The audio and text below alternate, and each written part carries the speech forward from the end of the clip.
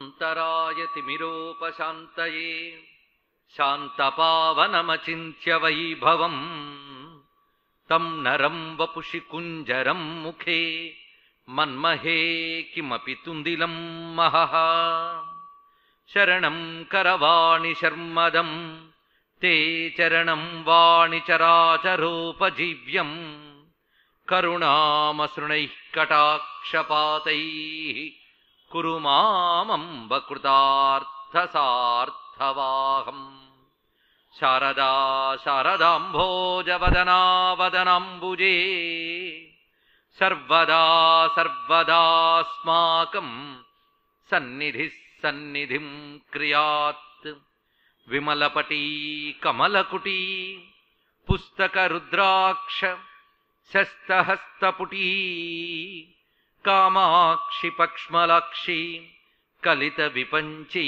విభాసి వైరించి వాగర్థావివ సంపృక్తౌ వాగర్థ ప్రతిపత్తయే జగతః పితరౌ వందే పార్వతీ పరమేశ్వరౌ గురవే సర్వలోకానాం భిషజే భవరోగిణాం నిధయే సర్వవిద్యానాం దక్షిణామూర్తయే నమః నారాయణ సమారంభాం వ్యాసశంకరమధ్యమాం అస్మదాచార్యపర్యంతాం వందే గురుపరంపరాం నారాయణం నమస్కృత్య నరం చైవ నరోత్తమం దేవీం సరస్వతీం వ్యాసం తతో జయముదీరయేత్ మండలాంతరగతం హిరణ్మయం భ్రాజమానవపుషం శుచిస్మితం చండదీధితిమఖండితద్యుతిం చింతయేన్మునిసహస్రసేవితం శివాయ గురవే నమః శివాయ గురవే నమః శివాయ గురవే నమః శ్రీమాత్రే నమః శ్రీమాత్రే నమః శ్రీమాత్రే నమః శ్రీ విష్ణురూపాయ నమః శివాయ శ్రీ విష్ణురూపాయ నమః శివాయ శ్రీ విష్ణురూపాయ నమః శివాయ నమః శివాయ సాంబాయ సగణాయాదిహేతవే రుద్రాయ విష్ణవే తుభ్యం బ్రహ్మణే సూర్యమూర్తయే మహద్భ్యో ఋషిభ్యో గురుభ్యో నమః శ్రీ భగవతే హిరణ్యగర్భాయ నమః శ్రీ భగవతే హిరణ్యగర్భాయ నమః శ్రీ భగవతే హిరణ్యగర్భాయ నమః నమో మహద్భ్యో ఋషిభ్యో గురుభ్యో నమః భగవన్మయమైన సభా సదస్సుకి సవినీయ నమస్సులు సమర్పణ చేసుకుంటూ ఆదిత్య హృదయ ప్రవచన మహాయజ్ఞం ఈ ప్రవచన రూప సౌరయాగం ఈరోజు 7వ రోజుకు చేరుకున్నది. నిన్నటి రోజున స్వామి యొక్క హిరణ్య గర్భ మూలమంత్రంతో కూడినటువంటి శ్లోకాన్ని చెప్పుకునడం జరిగింది. ఆదిత్య హృదయానికి మూలమంత్రము అనదగిన హిరణ్య గర్భనామంతో మొదలైన శ్లోకం హిరణ్య గర్భ శిశిరస్తపనో హస్కరో రవి అగ్నిగర్భోదితే పుత్ర శంఖ శిశిరనాశన. ఇది అయితే ఇందులో ప్రతి నామం కూడా కేవలం మనం ఈ మండలానికి సంబంధించిన ఒక సౌర విజ్ఞానం మాత్రమే కాకుండా సూర్యుని ద్వారా మనం పరమాత్మను ఆరాధిస్తున్నామనే స్పృహ ప్రతిరోజు ఏదో ఒక వాక్యంలో మనం అందిస్తూనే ఉన్నాం. ఆ పరమాత్మ కేవలం సూర్యమండలానికి మాత్రమే పరిమితుడు కాదు, సర్వవ్యాపకుడు, సర్వేశ్వరుడు, ప్రతి జీవుల్లో అంతర్యామిగా ఉన్నటువంటి వాడు. ఆ పరమాత్మ యొక్క లక్షణములు స్వభావములు సూర్యుని ద్వారా ఎలా గ్రహించాలో మన భారతీయ విజ్ఞానం అందిస్తున్నది. అందుకే సూర్యమండలంలో ఆ పరమాత్మ జ్యోతి ఉన్నది. ఆ జ్యోతిని మనం ఆరాధిస్తున్నాం గనక పరంజ్యోతి పరమాత్మ పరంగా కూడా అర్థం చెప్పడం జరుగుతుంది. సౌరశక్తి పరంగా, అంతర్యామి పరంగా, పరమేశ్వర పరంగా 3 రకములుగా ప్రతి నామానికి మనం చెప్పుకుంటున్నాం. నేటి రోజున శంఖ నామం విస్తారంగా చెప్పుకున్నాక శిశిరనాశన అనే నామంతో పూర్తయింది నిన్న. శిశిరనాశన అంటే స్పష్టంగా సూర్యుడి ద్వారా అందరికీ తెలిసిన అర్థం చల్లదనాన్ని పోగొట్టువాడు అనేది. శిశిరత్వం ఆయన వల్ల పోతున్నది, అందుకే శిశిరనాశన సరిపోతున్నది. కానీ శిశిర శబ్దానికి జడత్వము అని అర్థం తీసుకుంటే జడత్వాన్ని పోగొట్టువాడు, అజ్ఞానాన్ని పోగొట్టువాడు అనేది ప్రధానమైనటువంటి ఈశ్వర కృప, ఈశ్వర కృత్యాన్ని తెలియజేసేటువంటి అర్థం. తర్వాత శ్లోకంలో ప్రవేశిస్తున్నాం. వ్యోమనాథస్తమోభేది ఋగ్యజుస్సామపారగ ఘనవృష్టిరపాం మిత్రో వింధ్యవీథీ ప్లవంగమ ఆతపీ మండలీ మృత్యు పింగళ సర్వతాపన. ఈ 3 కలిపేందుకు చెప్పామని తర్వాత తెలుస్తుంది. ముందు ఈ మొదటి వాక్యం ఒక్కడొక మంత్రం. వ్యోమనాథస్తమోభేది ఋగ్యజుస్సామపారగ. ఇక్కడ అగస్త్య మహర్షి రామచంద్రమూర్తికి దివ్య మంత్రమాలని ఇస్తున్నప్పుడు ఎన్ని ఔచిత్యాలు ఇందులో చూపిస్తున్నాడు మహానుభావుడు. వ్యోమనాథ, వ్యోమనాథ అన్నప్పుడు వ్యోమమనగా ఆకాశము, నాథ అంటే ప్రభువు. వ్యోమనాథ అంటే ఆకాశానికి ప్రభువు అని అర్థం. ఆయన ఉంటేనే వ్యోమము నాథమవుతోంది, లేకపోతే అనాథమే.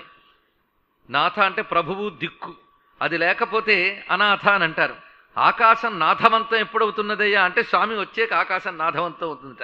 అందుకే ఆకాశానికి ఈయన ప్రభు. మన ఆకాశరాజు అని మాట విన్నాం వెంకటేశ్వర స్వామి చరిత్రలో. ఈ ఆకాశరాజు అనే శబ్దం కూడా వ్యాఖ్యానిస్తే ఆదిత్యతత్వమే వెళుతుంది అక్కడ. కానీ వ్యోమనాథుడు ఆయన ఆకాశానికి ప్రభువు. అందుకే స్వామి వచ్చేటప్పుడు ఒక ప్రభువుకి ఎన్ని మర్యాదలు జరగాలి అన్ని మర్యాదలు జరుగుతూ ఉంటాయి. ప్రభువు వచ్చినప్పుడు బరాబరులు ఉంటాయి. చోటామోటా నాయకుడు వచ్చినప్పుడే చుట్టూ ఓహో హడావిడి ఉంటుంది. మరి ఆయన జగదీశ్వరుడు. ఆ జగదీశ్వరుడు వచ్చినప్పుడు ఆ వ్యోమనాథుడికి ఎలాంటి మర్యాదలు జరుగుతాయో అప్పయ్య దీక్షితులు వారు చెప్తున్నారు. నృత్తైర్గీతైరభీషుగ్రహనుతి వహనైరగ్రతస్యేవయాచ యస్య ప్రీతిం వితన్వంచమితి పరికరా ద్వాదశా ద్వాదశైతే అని దివ్యమైన ఒక శ్లోకంలో చెప్తున్నారు. స్వామివారు వస్తున్న పుట్ట వివిధములైన గణములు ఆయన కొలుచుకుంటున్నాయి. అది మనం దేవాసుర గణము అన్నప్పుడు వివరంగా గణములేంటో చెప్పుకున్నాం. మొత్తం 7 గణములు, ఒక్కొక్క దానిలో 12 మంది చొప్పున 84 మంది. వారు ఎలా కొలుచుకుంటారో స్వామిని ఇప్పుడు చెప్పుకుంటున్నాం. అప్పుడు చెప్పిన దాని యొక్క వివరణ ఇప్పుడు వస్తున్నది. స్వస్త్రీ గంధర్వయక్షా మునివర భుజగా యాతుధానాశ్చ నిత్యం నృత్తైర్గీతైరభీషుగ్రహనుతి వహనైరగ్రతస్యేవయాచ యస్య ప్రీతిం వితన్వంచమితి పరికరా ద్వాదశ ద్వాదశైతే హృజ్జాభిర్వాలఖిల్యా సరణి భణితిభిస్తం భజే లోకబంధుం. ఇది ఒక దివ్యమైన శ్లోకాన్ని అప్పయ్య దీక్షితుల వారు అందిస్తున్నారు. అప్సర స్త్రీలు ఉంటారట స్వామికి ముందు. ఎవరెవరు ఉంటారో చూడండి. అప్సర స్త్రీలు నృత్యముతో ఆయన్ని స్తుతిస్తూ ఉంటారు. ఆ సంప్రదాయములే మనకి భూమి యందున్న మనకి అవి లక్షణములుగా లోపల ఉండడం చేత వాటిని అనుకరిస్తున్నాం మనకు తెలియకుండానే. అందుకు పూజ చేసేటప్పుడు నృత్యం సప్పయామి గీతం సప్పయామి అనడంలో జగదీశ్వరుని ఎలా ఆరాధించాలో అలా ఆరాధిస్తున్నారు. గగనమండలంలో ఆయన వచ్చేటప్పుడు స్వస్త్రీ వాళ్ళు నృత్తై, వాళ్ళు నృత్యములతో స్వస్త్రీ అంటే అప్సరకాంతలు. ఇక గంధర్వులు గానంతో స్వామిని కీర్తిస్తూ ఉంటారు. యక్షులు ఆ రథం పగ్గాలు పట్టుకోవడంలో సహాయపడుతూ ఉంటారట. మరొక వైపు మునులు ఉంటారు, వారు స్తుతులతో స్వామిని కీర్తిస్తూ ఉంటారు. ఈ సర్పములు ఆ రథ గమనం నిర్దేశిస్తూ ఆ లాగడంలో సహకరిస్తూ ఉంటాయట. ఇలాగా మొత్తం గణములన్నీ కూడా స్వామిని కొలుచుకుంటూ ఉంటే వాలఖిల్యులు మార్గనిర్దేశం చేస్తూ స్వామివారిని స్తుతిస్తూ ఉంటారు. వాలఖిల్యులు సూర్యతత్వంలో వాలఖిల్యులు చాలా ప్రధానంగా చెప్పబడుతూ ఉన్నారు. ఈ వాలఖిల్యులు అనేటువంటి వారు కొన్ని వేల మంది మహర్షులు. వీరు బ్రహ్మదేవుని యొక్క వీర్యము నుంచి ఉత్పన్నమైనటువంటి మహాత్ములు. వీరి సంబంధమైన కథలు పురాణముల్లో చాలా చాలా మనకు కనబడతాయి. ఒక కొమ్మని వేలాడుతూ వీళ్ళు తపస్సు చేస్తుంటే గరుత్మంతుడు ఆ కొమ్మను పట్టుకుంటాట. అది విడిచిపెడితే వాలఖిల్యులకి మునులకు అపచారం చేసిన వాడిని అవుతానని చాలా జాగ్రత్తగా తీసుకువెళ్ళకు పర్వతం మీద పెట్టి వాళ్ళకి నమస్కారం చేస్తాట మహానుభావుడు. ఇప్పుడు వాలఖిల్యులు గరుత్మంతుడు అనుగ్రహిస్తారట. ఈ వాలఖిల్యులు బొట్టన వేలంత ప్రమాణంలో ఉంటారు. అలాంటి మహర్షులు వారు నిరంతరం ఆ సూర్యుని మార్గంలో స్తుతిస్తూ ఉంటారు. వారికి సూర్యభగవానుడు అంత ఉన్నతమైనటువంటి స్థితిని ఇచ్చాడు వారికి. ఇప్పుడు సూర్యభగవాను వ్యోమనాథ అన్నప్పుడు ఒక ప్రభువుగా ఆయన వస్తున్నటువంటి దృశ్యాన్ని భక్తితో ధ్యానించే వారికి ఒక అనుగ్రహం ఉంటుందని అప్పయ్య దీక్షితుల వారు దీన్ని మంత్రమయమైన భావనగా అందించారు తన ఆదిత్య స్తోత్రరత్నంలో. అందుకు అటువంటి అనుగ్రహం అందరికీ లభించడానికి ఈ గణములను ఒక్కసారి ఇక్కడ మనం స్మరించుకున్నాం. అలా వ్యోమనాథుడు ఆకాశమునకు ప్రభు అయి ఉన్నటువంటి వాడు. తమో భేది, తమస్సును భేదనము కలిగించువాడు అనగా చీకటిని భేదించువాడు అని. ఋగ్యజుస్సామ పారగ ఇక్కడికి వస్తున్నది. ఇప్పుడు వ్యోమనాథస్తమో భేదికి అర్థం మరొక రకంగా మారిపోతుంది చూడండి. ఒక శబ్దం ఔచిత్యం ప్రక్క శబ్దం బట్టి మరింత తెలుస్తుంది. లేకపోతే ఆకాశానికి ఆయనే ప్రభు అనడంలో ప్రతి వారికి అనుభవమే. ఆ అనుభవాన్ని ఇక్కడ చూపించాడు కనుక అబ్బా మనం ఇన్నాళ్ళు గుర్తించలేదు, అగస్త్య మహర్షి చెప్పిన ఈ మాట బట్టేనా మనం గుర్తించాలి. ఆయన లేకపోతే ఆకాశం అనాథ, భూమి అనాథ, మనందరం సనాథులుగా ఉన్నామంటే సూర్యుడే. అందుకే సూర్య భగవాన్ నమస్కరిస్తున్నవాడు ఎప్పుడూ అనాథగాడు. ఆయనకి వారు ఎప్పుడూ ప్రభువుగా ఆయన కాపాడుకుంటూ ఉంటాడు. అందుకు వ్యోమనాథ తమో భేది ఋగ్యజుస్సామపారగ. ఇప్పుడు వ్యోమనాథకి శబ్దం మరుగుడు మారిపోతుంది చూడండి. ఇది వరకు అంటే నిన్న మనం చెప్పుకున్న దానికి ఇది అనుబంధం. రవిహి అన్నప్పుడు శబ్దస్వరూపుడునొకటి, దివ్య శబ్దములతో స్తుతింపబడివాడుని ఒక అర్థం చెప్పుకున్నాం. ఆహహ అన్నప్పుడు అక్షరస్వరూపుడని అర్థం చెప్పుకున్నాం. ఈ అక్షరములు శబ్దస్వరూపము వీటి గురించి చెప్పేటప్పుడు ఆకాశము శబ్దగుణకము అని చెప్పారు. ఇక్కడ ఆకాశము శబ్దగుణకము. అందుకే దివ్య శబ్దములు గగనమండలంలో ఉంటాయట, ఆకాశంలో ఉంటాయి.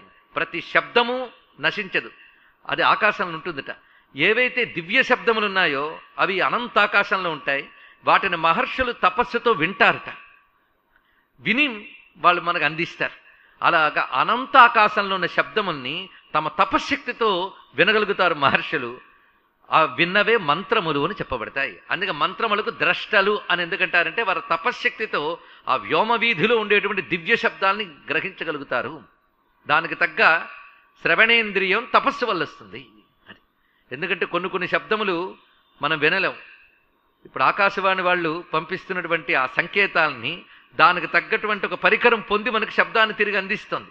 అదేవిధంగా గగనమండలంలోని దివ్య శబ్దాలని పొందగలిగే పరికరం ఏ సైన్స్ తయారు చేయలేదు, ఋషుల తపశ్శక్తి మాత్రమే తయారు చేసుకుంటుంది.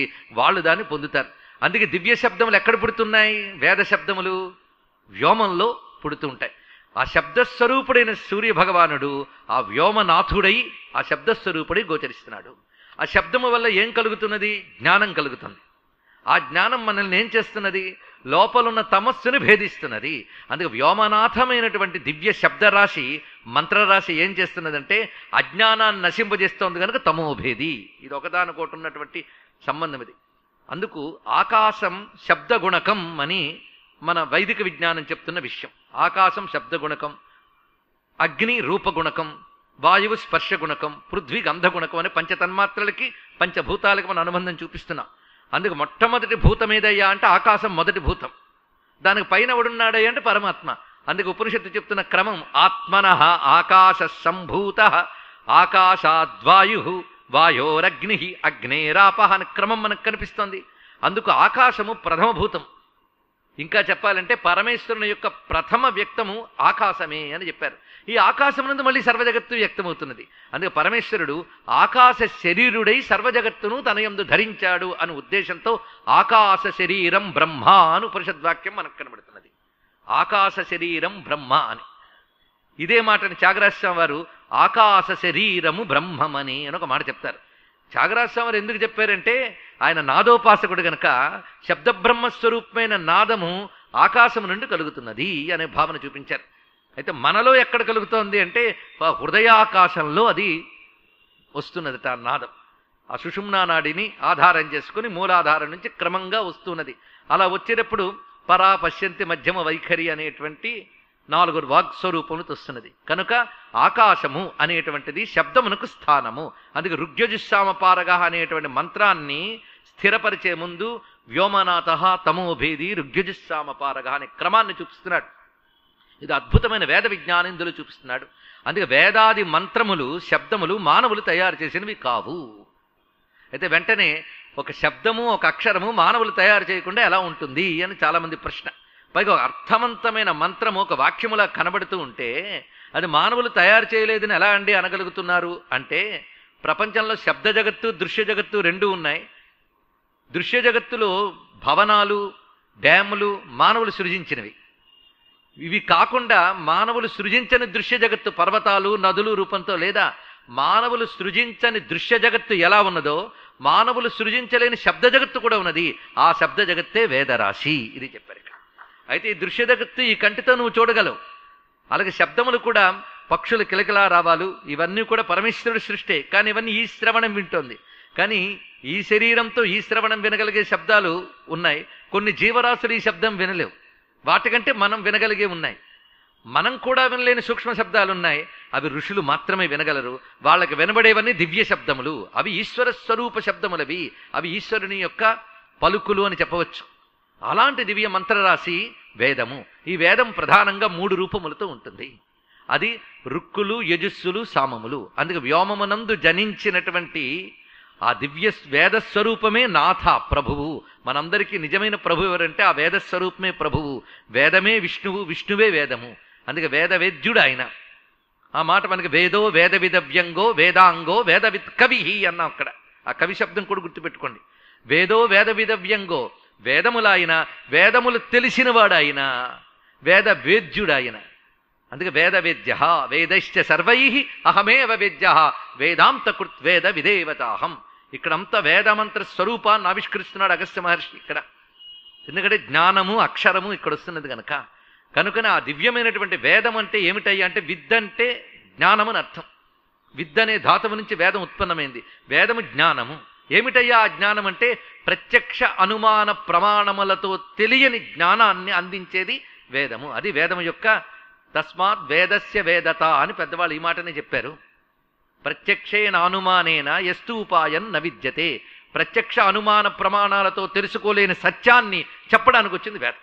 అలాంటి వేదమంత్రాలను పట్టుకుని ప్రత్యక్షంగా చూపిస్తాను అంటే అజ్ఞానం. అది ఇక్కడ పడవని పట్టుకొచ్చి రోడ్డు మీద నడుపుతానన్నంత అజ్ఞానం. పడవ నదిలో ప్రయాణం చేయడానికి వచ్చింది కానీ రోడ్డు మీద ప్రయాణం చేయడానికి కాదు. అందుకే వేదం ఎప్పుడూ కూడాను ఇంద్రియాతీతమైన జ్ఞానాన్ని మనకు అందించడం కోసం వచ్చినటువంటి భగవత్ స్వరూపం. ఇంద్రియాతీతమైనటువంటి ఆ వేద స్వరూపాన్ని ఋషులు తపస్సుతో ఆ వ్యోమమునందు విన్నారు. వ్యోమము దాని స్థానం. అందుకు వేదమంతా 3 విధములుగా ఉంది. ఋగ్యజుస్సామములు ఇవి ప్రధానం. ఇక్కడికి వచ్చేటప్పటికల్లా ఈ విషయాన్ని మనం ఎక్కువ భావన చేయవలసిన అవసరం ఉన్నది. స్వామిని స్తుతిస్తూ ఒక శ్లోకం ప్రసిద్ధిగా ఉంది.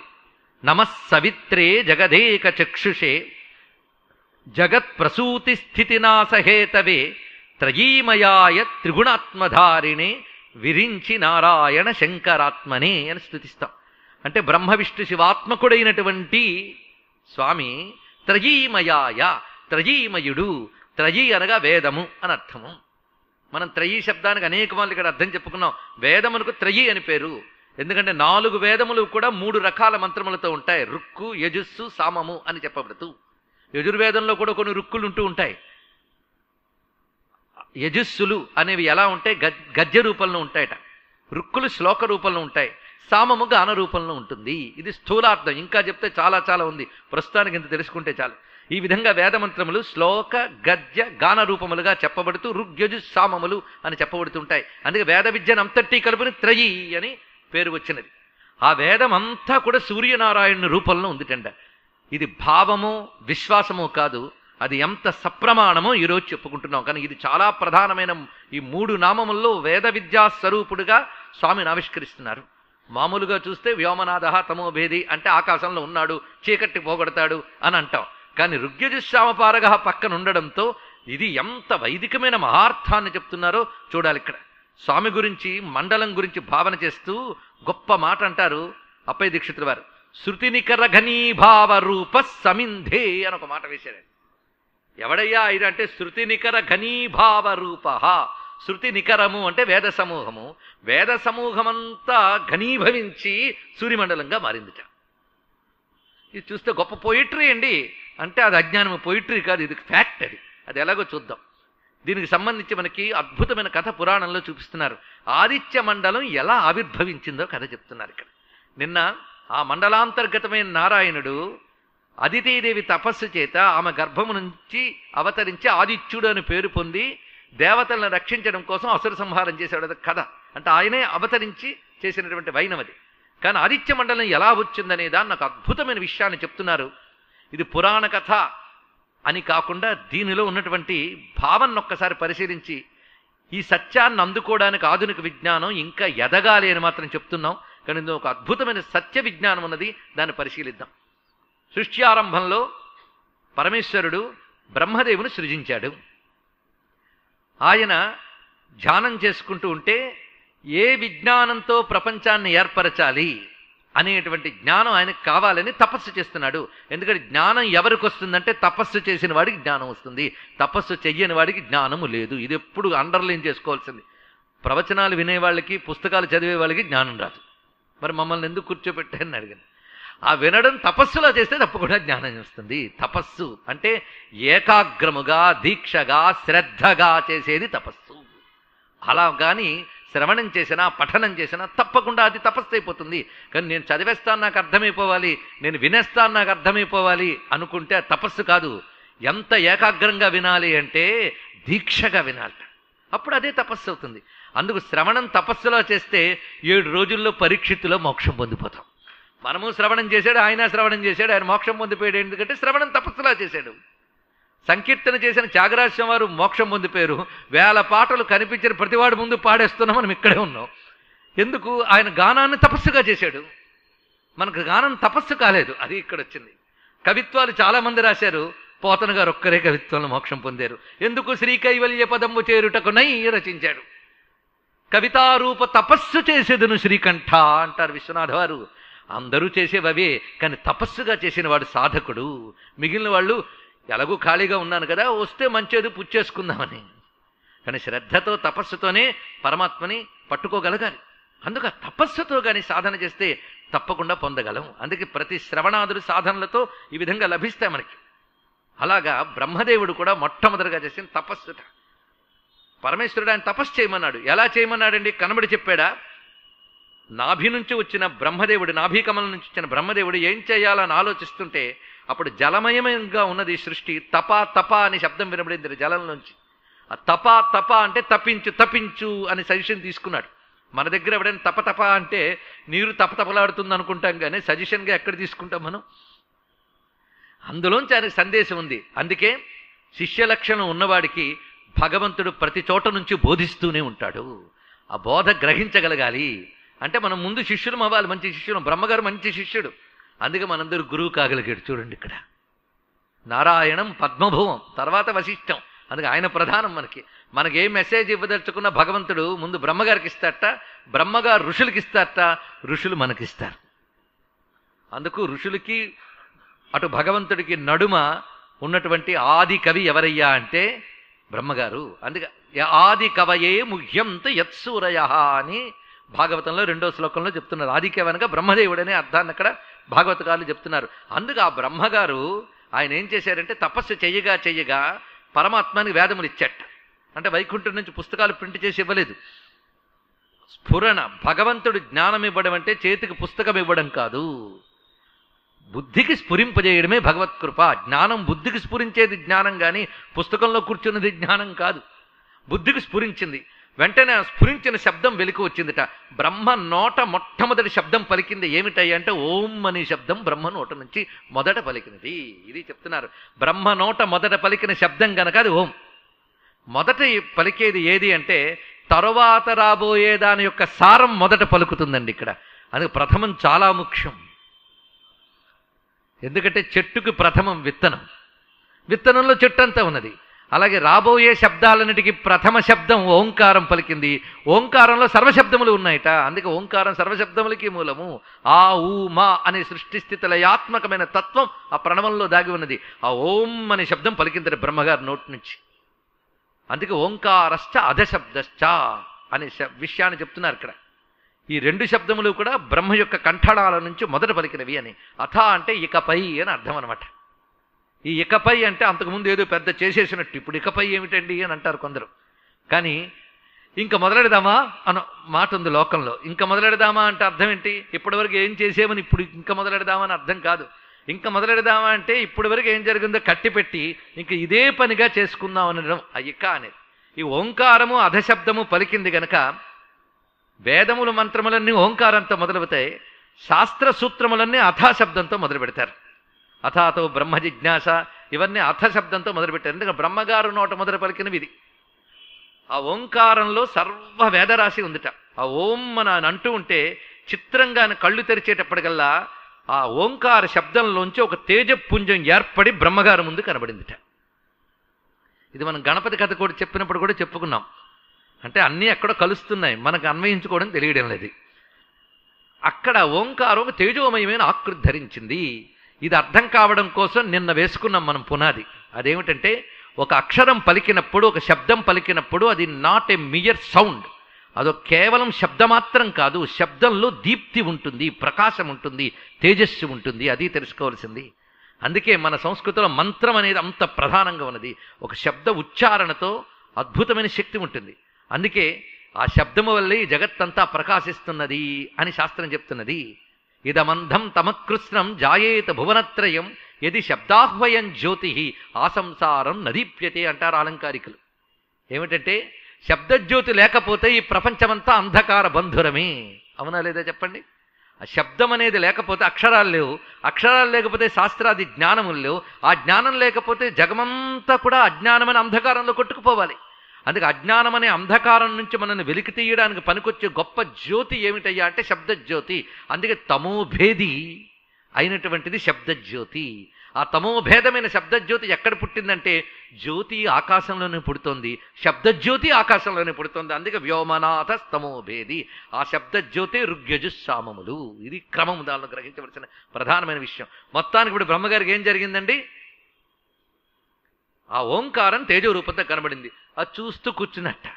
తేజస్సు మన ముందు కనబడితే దానికో ప్రభావం ఉంటుంది చూడండి, దాని ఫ్లాష్ మన మీద పడుతుంది. ఆలోచిస్తే ఎంత అందమైనది. వచ్చిన ఓంకారాన్ని చూస్తూ ఉంటే ఓంకారపు వెలుగు ఆయన మీద పడిందిట. వెలుగు వెలుగును వెలిగించును. వెంటనే ఆయనలోంచి మరికొన్ని శబ్దములు వెలికి రావడం మొదలెట్టాయి.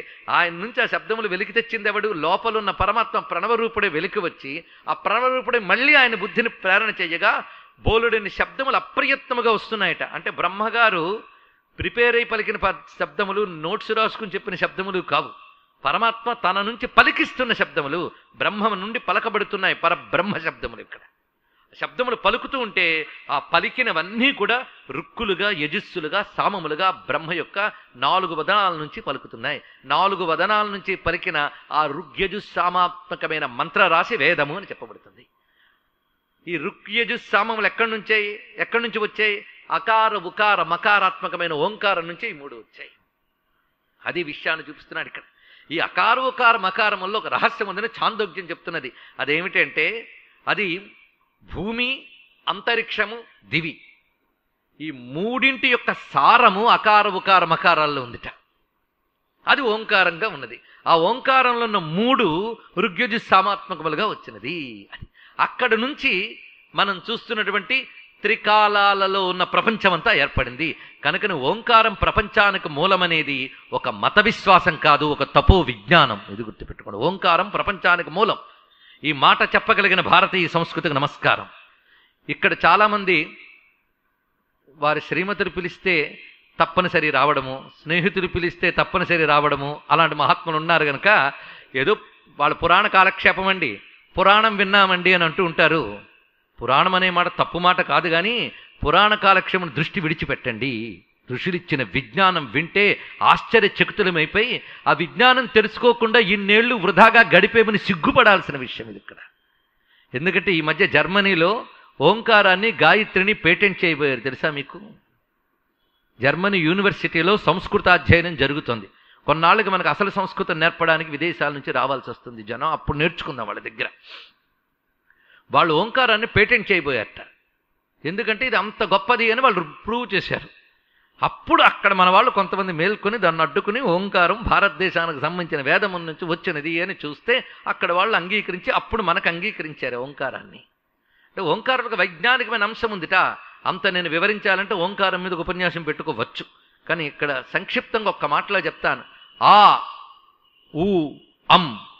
ఆ అంటే ప్రారంభం, ఊ అంటే స్థితి, అమ్ అంటే మూసుకోవడం. సృష్టి, స్థితి, అం లయ. సృష్టి స్థితి లయల 3 చెప్పగలిగిన శబ్దం ఓం.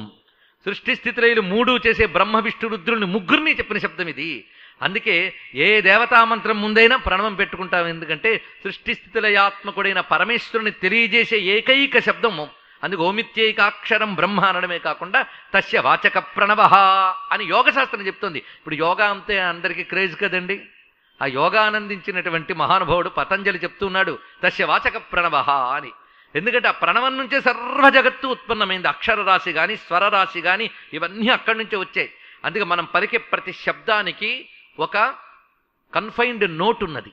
నోట్ అంటే మనం ఎలా పలుకుతున్నాం, శబ్దాన్ని ఏ స్వరంలో పలుకుతున్నామని. సృష్టిలో ఎవడైనా సరే శబ్దం పలికేటంటే దానికి తప్పకుండా ఒక నిర్దిష్టమైన స్వరం ఉంటుంది. ఆ స్వరముల్ని క్రమబద్ధీకరిస్తే సంగీతం అవుతుందంతే. క్రమబద్ధంగా లేకపోయినా ప్రతి శబ్దానికి ఒక స్వరం ఉంటుంది. అందుకే ఎన్ని శబ్దాలు మీరు పలకండి అవి స్వరంలోకి వచ్చి కూర్చుంటాయట.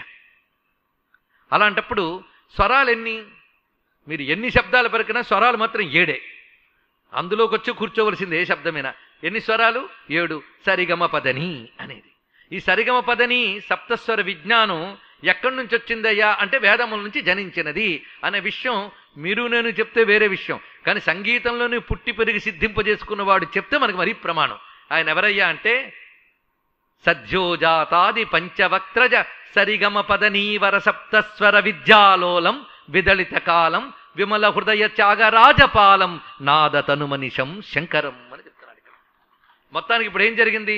శబ్దం అనే జ్యోతి మనలో పలికేటప్పుడు, ప్రపంచంలో పలికేటప్పుడు సప్తస్వరాలతోనే శబ్దం పలుకుతోంది కనుక శబ్దరూప సూర్యుడికి సప్తస్వరములే సప్తాశ్వములు. ఇది అనమాట. ఇప్పుడు సప్తాశ్వరథమారూఢం, ప్రణవస్వరూపుడైన సూర్యభగవానుడు సప్తాశ్వరథమారూఢం. ఇది విజ్ఞానం. అందుకే ఏవైనా కథలు వచ్చు కానీ ఆదిత్య హృదయం మాత్రం సంపూర్ణ విజ్ఞానమే. ఈ విజ్ఞానాన్ని రామాయణ భారతాదులు పురాణ కథలుగా మనకు అందిస్తున్నాయి అంతే. మొత్తానికి శబ్దస్వరూప ఆవిష్కరణ ఇప్పుడు చేయడం కోసం మనం ఇంత విస్తారంగా చెప్పుకుంటున్నాం. బ్రహ్మగారి నోటి నుండి పలికినటువంటి ఓంకారం తేజపుంజంగా మారితే ఆయన నుంచి ఋగ్యజుస్సామాత్మకమైన వేదమంత్రములకు వెలికి వచ్చేట.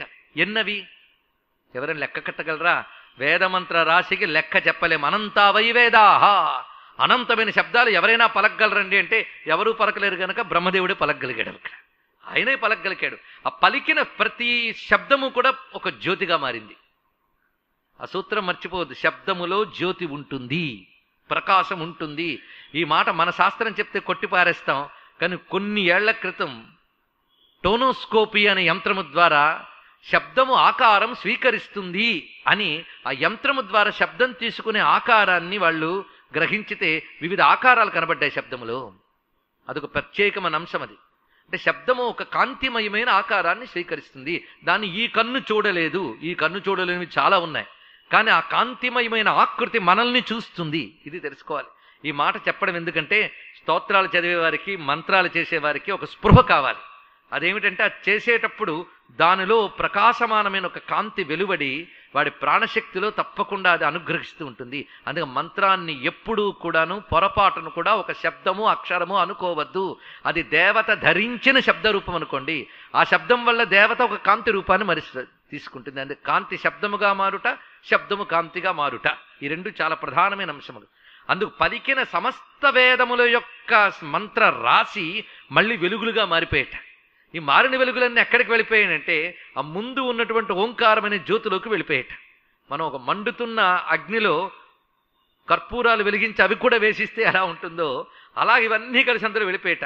క్రమంగా ముందు ఓంకారపు జ్యోతి ఈ సమస్త వేదముల యొక్క వెలుగులు కలిసిపోయి ఒక పెద్ద మండలంగా ఏర్పడిందిటండి. ఆ ఏర్పడిన మండలాన్ని చూసి బ్రహ్మదేవుడు ఒక సంతోషానికి సంభ్రమానికి లోనయ్యట. ఒక అద్భుతాన్ని చూసినప్పుడు మనకు ఎంత ఆనందం కలుగుతుందో అంత తత్తరపాటు కలుగుతుంది, భయం కలుగుతుంది. విశ్వరూపం చూసినప్పుడు అర్జునుడికి కలిగినట్టు. దివి సూర్య సహస్రస్య భవేద్యుగపదుత్థితవు అని చెప్పినట్లుగా అద్భుతమైన దృశ్యాన్ని చూడగానే బ్రహ్మదేవుడికి ఒక్కసారి కంపన కలిగి తాను కూర్చున్న కమలంలోంచే లేచి నిలబడి 2 చేతులు దోయిలించి స్వామివారికి నమస్కారం చేస్తారు. అందుకు ఛందసాం జ్యోతి రేకం అన్నాడు. ఆయన ఎవడంటే ఛాందసుడిటండి. ఆ జ్యోతిపుంజం ఛాందస్సుడు అంటే ఛందస్సుతో కూడినవాడు. ఛందస్సు అంటే వేదమంత్ర రాశి. ఈ వేదమంత్ర రాశి యొక్క జ్యోతి అంతా సూర్యమండలంగా ఏర్పడింది. మొట్టమొదట సూర్యమండలం ఎలా ఏర్పడిందో చెప్తారు చూడండి. ఇక్కడ అంటే సూర్యమండలం ఎవరు? ఇప్పుడు మనకు తేలింది. ఋగ్యజుస్సామ మంత్రరాశి ఓంకార స్వరూపమే సూర్యమండలములుగా ఏర్పడింది. ఆ మండలమునందు జ్యోతి అంతా కూడా బ్రహ్మ నుంచి తనంత తాను నారాయణ స్వరూపముగా వెలికి వచ్చిన వేదముల యొక్క రాశి అన్నప్పుడు ఆ తర్వాత నుంచి సృష్టి అంతా అయినది. కనుక మొట్టమొదటి సృజింపబడిందేది వేదం, దాని తర్వాత సూర్యమండలం, ఆ తర్వాత ప్రపంచం. అందుకే పరమేశ్వరుడు, వేదము, సూర్యమండలము, ప్రపంచము, ఇది క్రమం అండి. అందుకు భారతీయుడు సూర్యమండలాన్ని ఎలా దర్శిస్తున్నా త్రయీమయాయ త్రిగుణాత్మధారిణి విరించి నారాయణ శంకరాత్మని. ఇది తెలిసి ఎవడైతే సూర్యమండలానికి నమస్కారం చేస్తాడో, ఎలాగూ ఋగ్యజుస్సామపారగ అని నమస్కారం చేస్తాడో, వాడికి ఏమిస్తాడు సూర్య భగవానుడు అంటే జ్ఞానాన్ని ప్రసాదిస్తాడు. అది ఇక్కడ అంటే గురువైపోతాడు. సూర్య భగవానుడు గురువైపోతాడు.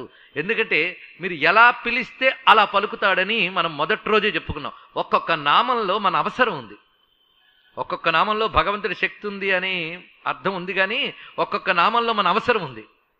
మనకిప్పుడు జ్ఞానం కావాలి అంటే నువ్వు వేదమయుడవు అనే భావనతో నమస్కారం చేస్తే జ్ఞానం ఇస్తాడు. మీ ఇష్టం, మీరు ఎలా కావాలంటే అలాగా. అలాగే నువ్వు మాకు దృష్టిని ఇవ్వయ్యా అంటే నమస్సవిత్రే జగదేక చక్షుషే నమస్కారం చేసుకోండి.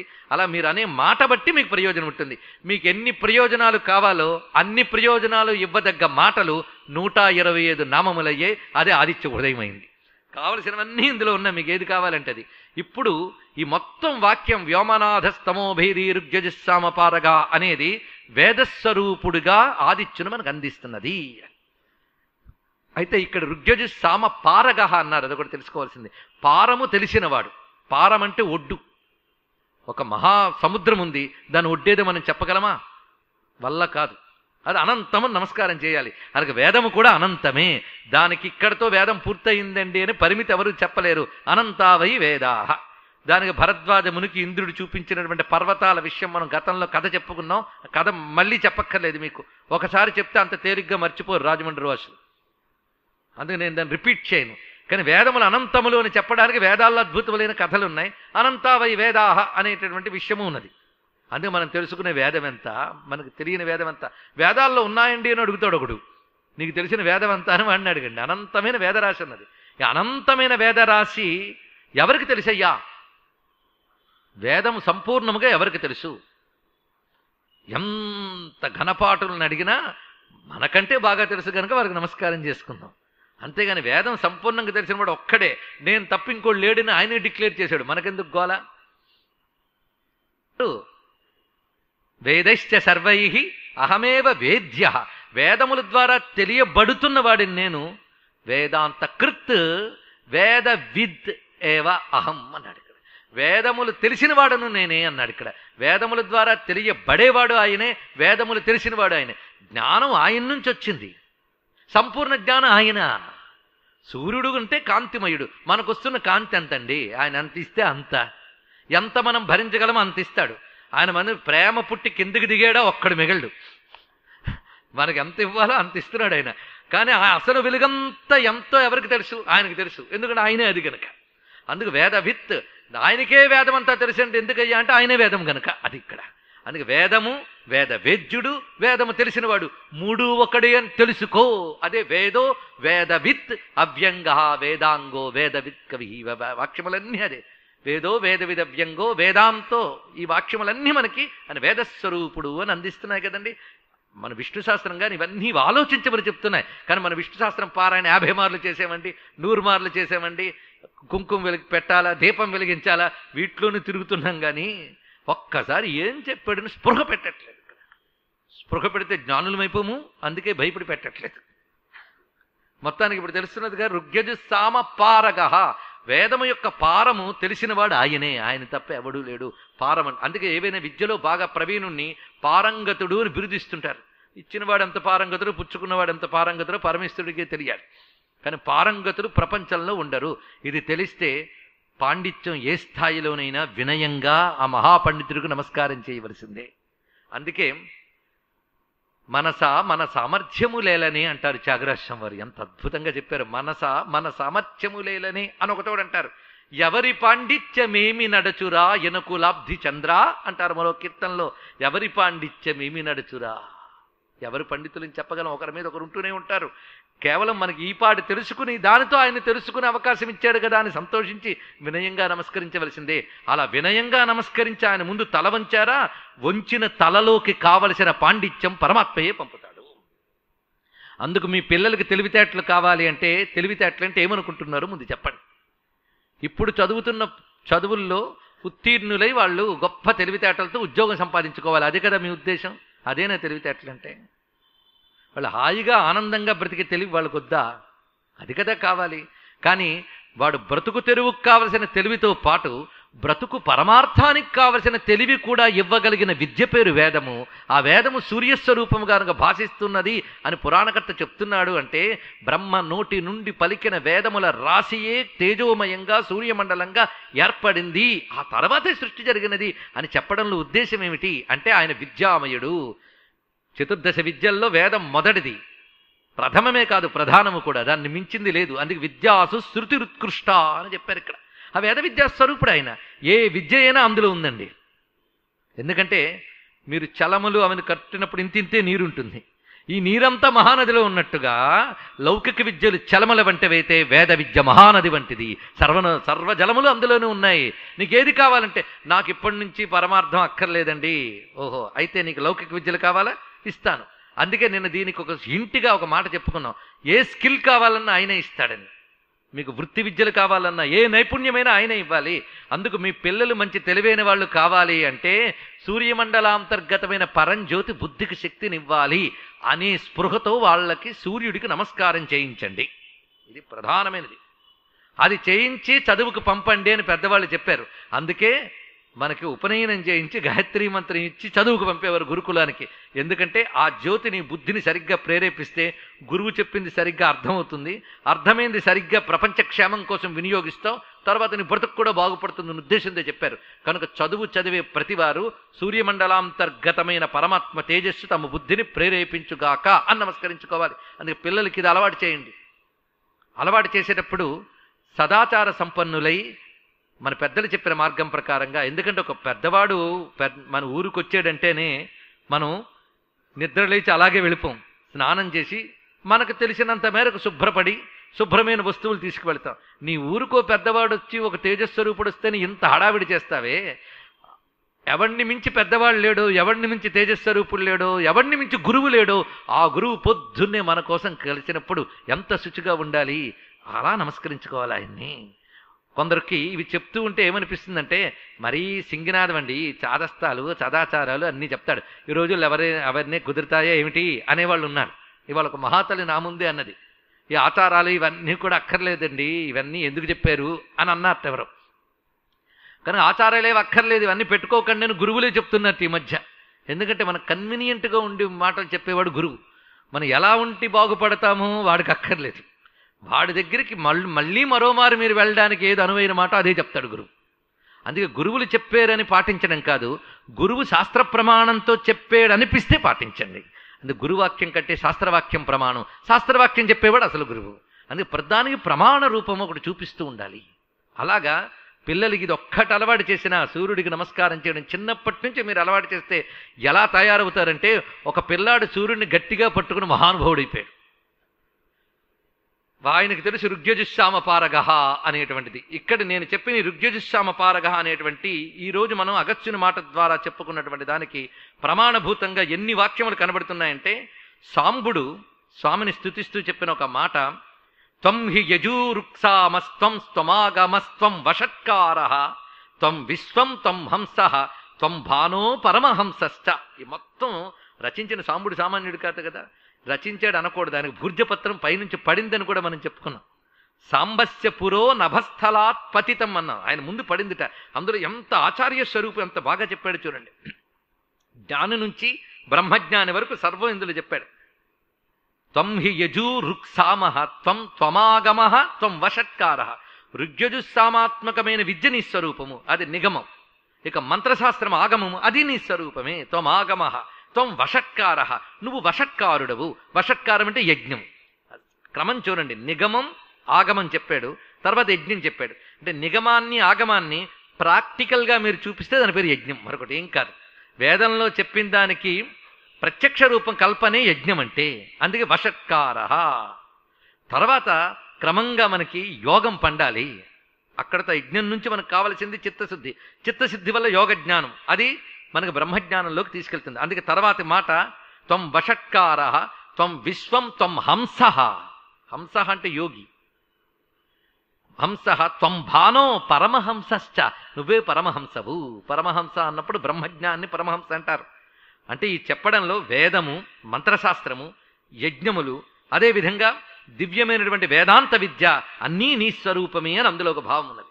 ఆ భావంతో ఎవరు నమస్కరిస్తారో వారిని స్వామి అనుగ్రహిస్తాట. అందుకే ఋగ్యజుస్సామపారగ అనడానికి తైత్తిరీయంలో ఒక అద్భుతమైన మంత్రం కనబడుతుంది. ఆదిత్యోవా ఏష ఏతన్మండలం తపతి తత్ర తా రుచః తద్రుచా మండలం స రుచాం లోకోథ యయేష ఏతస్మిన్ మండలే అర్చిద్దీప్యతే తాని సామాని స సామ్నాం లోకః పురుషస్తాని యజూంషి అని ఒక అద్భుతమైనటువంటి మంత్రం మనకి వేదంలో కనబడుతున్నది. ఇదే ప్రమాణంతో వేదంలో మరొక చోట కూడా, అంటే ఋగ్యజుస్సామపారగా వ్యోమనాథకి పూర్తి వేద విజ్ఞానం ఎలా ఆధారమో చూపిస్తున్నాం.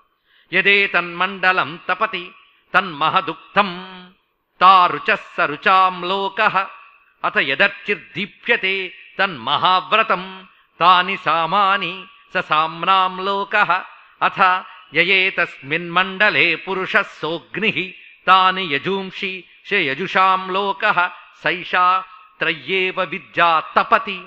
ఇక్కడ తపతి తపతి తపతి శబ్దం ఉన్నాడు. అంటే తపతి అంటే తాపం కలిగిస్తున్నాడు, తాపం కలిగిస్తున్నాడు అని అర్థం కాదు. తపం అనగా జ్ఞానము, ఆ జ్ఞానాన్ని కలిగిస్తున్నాడు. ఇది అర్థం తీసుకోవాలి మాట మాటికి. తమము తపము, తమము అజ్ఞానము, తపము జ్ఞానము, ఇది ప్రధానమైనటువంటిది. అందుకని తపస్వరూపుడు. తపస్వరూపుడు అంటే తాపం కలిగించే స్వరూపుడుని కాదు, ఆయన జ్ఞానస్వరూపుడు. యస్య జ్ఞానమయం తపః అని. ఇప్పుడు ఈ వేద ప్రమాణంతో మనం చూస్తే సూర్యమండలంలో 3 అంశములు ఉన్నాయట. మండలము, పురుషుడు, కిరణములు 3 ఉంటాయి సూర్యమండలంలో. మండలం ఏమిటి అంటే ఋగ్వేదము మండలముగా మారిందిట. రుక్కులన్నీ మండలములైపోయాయి. యజుస్సులు పురుషుడుగా ఉన్నట్ట లోపల. సామములు కిరణములు అన్నాడు ఇక్కడ. ఎంత అద్భుతమైన మాట అండి. సామం అంటే గానం కదా. అచ్చంగా తంత్రి, వీణాతంత్రి మీద స్వరాలు ఎలా పలుకుతాయో సూర్యకిరణాల్లో ఆ తంత్రులు ఉంటాయటండి. ఎంత అద్భుతమైన మాట. అందుకే సూర్యకిరణాల్లో నాదాన్ని ఉత్పత్తి చేయగలిగేటువంటిది శక్తి ఉంది గనకనే అది తాకితే గొంతు విచ్చుకుని పక్షులు కిలకిలారావాలు చేస్తున్నాయి జగత్తులో. మీలో నాలో కూడా పలుకులు పలికించే అసలు తీగలు ఏమిటయ్యా అంటే సూర్యకిరణాల నుంచి మనవి ప్రసరిస్తున్నవే. అది తెలిసి సూర్యకిరణాలను ఎవరు నమస్కారం చేస్తున్నారో, మండలాన్ని ఎవరు దర్శిస్తున్నారో, స్వరూపాన్ని ఎవరు ధ్యానిస్తున్నారో, ఇక్కడ అన్ని ఎలాగ ఒక్కొక్కటి ఏం చెప్పుకున్నా, ఇది నమస్కరించడం, దర్శించడం, ధ్యానించడం, ఇవి చేసేవారికి ఋగ్యజుస్సామాత్మకుడైన సూర్య భగవానుడు బుద్ధికి కావలసిన విద్యలన్నీ ఇస్తాడు. ఇది వేద ప్రమాణంతో మనం చెప్పుకుంటున్నమాట. ఆదిశంకర భగవత్పాదులు వారు ఈ మాటని గ్రహించి సూర్యునిపై ఒక అద్భుతమైన స్తోత్రాన్ని రచించారు. మొత్తం షణ్మతాలపై శంకరులు రచించిన స్తోత్రములే మనకు ప్రమాణభూతములు. ఆ ప్రమాణభూతమైన శ్లోకంలో ఆయన ఒక అద్భుతమైన మాటను చెప్తున్నారు. ప్రాతస్మరామి ఖలు తత్ సవితుర్వరేణ్యం రూపం హి మండలం రుచోథ యతనూర్యజూంషి.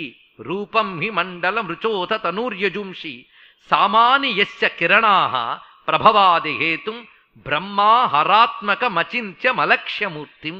ఇది ఆయన చెప్తున్నది. బ్రహ్మా హరాత్మకం అచింత్యం అలక్ష్యమూర్తిం.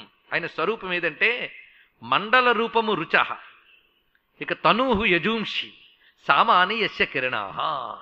అందుకే సామ కిరణ తంత్రి శృతి సాగి నాడులను ధ్వనించి నాద హృదయ స్పందనమే నాదు హృదిని లయించి నవనవ భావాక్షరములు నా గళమున రహించి కవిత కచ్చపిగా నా బ్రతుకంతా రవళించగా వేల వేల వెలుగుల హస్తాలు చాచి చెంత చెచ్చి నీ మహస్సు నా మనస్సులో వచస్సులోన నింపి ఆదుకొనుమ దిశాంపతి ఓ హిరణ్యబాహు నీవేగతి అని ఆదిత్యమండలాంతర్వర్తి అనేటువంటి ఆ పరమేశ్వరుని స్తుతించడం జరుగుతోంది ఇక్కడ. ఈ విధంగా సూర్యమండలాన్ని ఇప్పుడు చూసే చూపు మారిపోవాలి. ఆ కిరణాలు సామగానములు, ఆ మండలము ఋగ్వేదము, ఆ లోపల పురుషుడు యజుర్వేద స్వరూపుడు అని ఋగ్యజుస్సామపారగ అని మనం నమస్కారం చేసుకుంటున్నాం. ఆయన విద్యాధిపతి. ఈ కారణం చేతనే ఒక మహానుభావుడు చిన్నప్పుడు వాళ్ళ అమ్మకి ఎన్నో తపస్సుల ఫలంగా పుట్టాడు. ఆవిడ తపస్సు చేసింది. ఎందుకంటే ఈశ్వర తేజం నీ గర్భాన పుట్టాలమ్మా, అందుకు యోగ్యురాలుగా నువ్వు ఉండాలి అని దేవతల ప్రేరణతో పుంజిక స్థల అనే అప్సరస అంజనాదేవిగా అవతరించి ఆవిడ తపస్సు చేసింది వెంకటాద్రి మీద. ఆవిడ తపస్సు వల్ల అంజనాద్రి అయింది. ఆ తపస్సుకు ఫలంగా శివుని అష్టమూర్తుల్లో ఒకడైన వాయువు ప్రధానమైన రుద్రతేజాన్ని, అంటే ఏకాదశి రుద్రుల్లో ప్రధాన రుద్రుడు ఎవడో ఆ రుద్రతేజ స్వరూపాన్ని జాగ్రత్తగా తీసుకువచ్చి, అప్పటికే అది పార్వతీ గర్భమై ఆ గర్భం నుంచి వెలికి వచ్చి వాయువు ద్వారా అగ్ని వాయువుకి అందిస్తే వాయువు తీసుకొచ్చి గర్భంలో పెట్టేట. అక్కడ అవతరించాడు ఎవరు? ఆంజనేయ స్వామి వారు. ఆయన ఒకడండి పెద్ద వేద విద్యాస్వరూపుడు. హనుమాన్ అన్న ఆంజనేయ అన్న వేద విద్యాస్వరూపము. అది మళ్ళీ మీరు చెప్పమంటే సూర్యుడు సంతోషిస్తాడు, కానీ హనుమంతుడు మొత్తం తీసేసుకుంటాడు. ఆయన గురించి మీకు వినాలని ఓపిక ఉంటే, నాకు చెప్పే తీరుకుంటే మరికొన్ని రోజులు పెట్టుకోవాల్సింది, కానీ ఇప్పుడు ఎందుకు తొందరపడ్డాం. హనుమాన్ అన్న ఆంజనేయ అన్న వేదస్వరూపుడిని అర్థం. అదేమిటనేది తర్వాత చూసుకుందాం. ప్రస్తుతానికి సూచన చాలు, మీకు ఆసక్తి పుట్టిస్తే తర్వాత చూసుకోవచ్చు ఈ సూచన. మొత్తానికి ఆంజనేయ స్వామి వారు పుట్టారు. పుట్టడం ఎలా పుట్టాడండి? ఆయన పుట్టికే చాలా చిత్రం అండి. పుడుతూనే చక్కని పంచ, యజ్ఞోపవీతం, కుండలములు, తేజోమయమైన ఆకృతితో పుట్టేట. ఆంజనేయుని జననమే చిత్రం. భాగవతంలో కృష్ణ పరమాత్మ ఆవిర్భావం ఒకటి, రామాయణంలో హనుమంతుడి ఆవిర్భావం ఒకటి. ఎలా పుట్టాడయ్యా అంటే శిశు శరవణే యథా అంటారు వాల్మీకి. శరవణంలో కుమారస్వామి పుట్టినట్టుగా అని వర్ణించారు. ఇక్కడ పుట్టేట ఎలా మెరిసిపోతున్నాడంటే శాలిశూకాభాసం అన్నాడు. ఇక్కడ నీవారశూకవత్తన్వి పీతాభాస్వత్యనూపమ, పచ్చని మేనికాంతితో మెరిసిపోతున్నట్ట చిన్న పిల్లాడు. ఆ పిల్లవాడిని చూడగానే మురిసిపోయింది అంజనాదేవి. ఆయన నాకు ఆకలేస్తుంది అన్నట్ట, పళ్ళు తీసుకొస్తా అని వెళ్ళింది. వెళ్ళగానే ఆయన ఎగిరిపోయాడు ఆకాశానికి. ఏంటి సూర్యుడిని పండు అనుకున్నట్ట. పిల్లాడు కదండి పండు అనుకున్నాడని మీరు అంటారు, మరి పిల్లాడు కదా అని ఎగరగలడా అండి ఆయన? పండునుకుని ఎగిరిపోయాడు పిల్లాడంటే, పండు అనుకోవడం వరకు పిల్లతనం బాగుంది, కానీ ఎగరడం ఏం పిల్లతనం అంటే? ఆయన ఎవడో మహానుభావుడు ఎగిరిపోయాడు. ఎగిరి చక్కగా వెళ్ళిపోతున్నాడు. ఆ వెళ్ళిపోతూ ఉంటే శిశిరస్తపనో హస్కరో రవిహీనని చెప్పుకున్నాం కదా. వస్తున్నవాడు రుద్రుడు. వెంటనే ఈయన్ని బాధించకూడదని ఆయనకి మాత్రం చల్లగా ఉండేటట్టు తనను తాను మలచుకున్నట్టు సూర్యభగవానుడు. దగ్గరకు వస్తున్న పిల్లాడికి తగ్గట్ట ఆయన తనను ఆశ్రయించే వాళ్ళని ఎలా చూసుకోవాలో ఆయనకు తెలుసు. తిన్నగా వచ్చేట. ఆయన వచ్చి పట్టుకున్నట్ట. ఈ పట్టుకునేటప్పుడు ఎంత ఆయన చల్లబరుచుకున్నా వేడి తగులుతుంది. ఉఫ్ అని ఇలా పెట్టేట. మళ్ళీ ఉఫ్ ఉఫ్ అంటున్నాడు చేయి పట్టుకుని. ఇదే వేడి పండే తినేది ఎలాగా అనుకుంటాడంట. ఈ లోపల గ్రహణ సమయం రాహు వచ్చేట. ఇదే నల్ల పండు నేరేడు పండుగని వెళ్ళబోయేట. ఇది పెద్ద కథ. ఆ సమయంలో ఇదేమిటయ్యి ఉపద్రవం వచ్చి పడింది అనుకుని ఇంద్రుడు తొందరపాటుతో వజ్రాయుధంతో కొట్టాడు. కొట్టగానే నా హనువు కాస్త దెబ్బతింది అంతే. నా వజ్రాయుధం దెబ్బ తిని కూడా తట్టుకోగలిగే కనుక నీ పేరు హనుమంతుడు అన్నట్టు ఆయన అన్నాడే కానీ అర్థం ఆ మాత్రమే కాదు, చాలా ఉంది. సరే, మొత్తానికి ఆంజనేయ స్వామి వారు ఆ తర్వాత వాయుదేవుడు ఇంద్రుడు ఇలా దెబ్బ కొట్టాడు కదా అని స్ట్రైక్ చేసేట. మొత్తం వాయువు స్తంభించిపోయింది, అన్ని క్రియలు ఆగిపోయాయి. అప్పుడు బ్రహ్మదేవుడు తాను స్వయంగా వచ్చి వాయుదేవుడిని శాంతపరిచి, నీ పిల్లాడిని సామాన్యుడు కాడయ్యా, ఆయన మహానుభావుడు అని చెప్పి ఒళ్ళో కూర్చోబెట్టుకుని నిమిరెట్ట బ్రహ్మగారు. అప్పుడు పిల్లాడు లేచి కూర్చున్నాడు. అప్పుడు వాయువు రిలీజ్ అయ్యట. మొత్తం అందరిలో చక్కగా ప్రసరించడం మొదలుపెట్టాడు. లోకానికి క్షేమం కలిగించాడు. అప్పుడు బ్రహ్మ అంటున్నాడు, ఈయన సామాన్యుడు కాడు, సాక్షాత్ పరమేశ్వర స్వరూపుడు, సర్వదేవతాత్మకుడు. ఆయన ఏ మండలంలోకి వెళ్ళాడో ఆ మండలంలో ఉన్న పురుషుడైన రుద్రుని యొక్క స్వరూపమే ఇతడు అని అందరికీ బోధించి, నా యొక్క బ్రహ్మాస్త్రాది శక్తులన్నీ ఈయనకి నేను ఇస్తున్నాను, సర్వదేవతల క్షేమం కోసం ఈయన అవతరించాడు కనుక మీరు కూడా మీ శక్తులు ఇచ్చుకోండి అని చెప్పేట. సర్వదేవతలకు ధారపోసేటండి. అవన్నీ పుచ్చుకున్నాడు ఆంజనేయ స్వామి వారు. అప్పుడు ప్రత్యేకంగా సూర్య భగవానుడు అంటున్నట్ట, నాకు ఈ అబ్బాయి చాలా నచ్చాడు, నా తేజస్సులో 100వ భాగం ఎదురిగిస్తున్నాను అన్నట్ట. సూర్య తేజస్సు ఏమిటో లెక్క కట్టగలిగే శక్తి అనుకుంటే అందులో 100వ పాలు అంటే భరించడం మహా కష్టం. అది ఈయనకి ఇచ్చాడు ఆయన. అంటే అంత తేజస్సు, అది వర్చస్సు. ఈ వర్చస్సు ఎవ్వడికి ఇవ్వలేదు ఆయన. ఆ సువర్చస్సు సూర్యభగవానుడు ఈయనకే ఇచ్చాడు కనుక ఆయన సువర్చస్సు అనే శక్తితో ప్రకాశిస్తూ సువర్చలాంజనేయుడు అయ్యాడు. ఇవన్నీ ఉపాసనా రహస్యముల సువర్చస్సు. శ్రీ హనుమాన్ జయ హనుమాన్ జయ జయ హనుమాన్. శ్రీ హనుమాన్ జయ హనుమాన్ జయ జయ హనుమాన్. శ్రీ హనుమాన్ జయ హనుమాన్ జయ జయ హనుమాన్. ఆ సువర్చస్సుతో ఆయన ప్రకాశించాడు. ఆ తర్వాత అన్నట్ట, ఈ పిల్లాడికి చదువుకున్న వయస్సు వచ్చినప్పుడు నేను ఈయనకు చదువు చెప్తాను అన్నాడండి ఆయన. విద్యనిస్తాను అన్నాడు. విద్యలు ఏంటంటే పాఠాలు బోధించడం. అవి మళ్ళీ 2 రకాలు, పరావిద్య అపరావిద్య. మనం ఇలా అనాలి, అపరావిద్య పరావిద్య అన్నది మనం ఇట్టుంచి అటు కనుక. అపరావిద్య పరావిద్య ఈ రెండిటికి అనుసంధానం చేయగలిగి మంత్ర విద్య. మొత్తం 3 రకాల విద్యలు. ఈ విద్యలు నేను ఇస్తానన్నాడు ఆయన. ఎప్పుడు? తగిన వయస్సు వచ్చే. కానీ ఈయన చిన్నపిల్లాడు. పిల్లాడికి పాపం ఇంకా పసి వయస్సులోనే చదువులు నేర్పేస్తాననేటువంటి కుసంస్కారాలు ఆ రోజుల్లో లేవు. ఆడుకునే వయసులో ఆడుకోవాలి. ఈ నాటలు చాలా ఎక్కువైపోయాయి ఆశ్రమాల్లో. ఆ ఆటల అల్లరి భరించలేకపోయారు ఋషులు. నీ బలాన్ని నువ్వు మర్చిపోతావులే అని చెప్పేసట. బలాన్నైతే మర్చిపోయాడు కానీ గురువు చెప్పిన మాటను మాత్రం మర్చిపోలేదండి.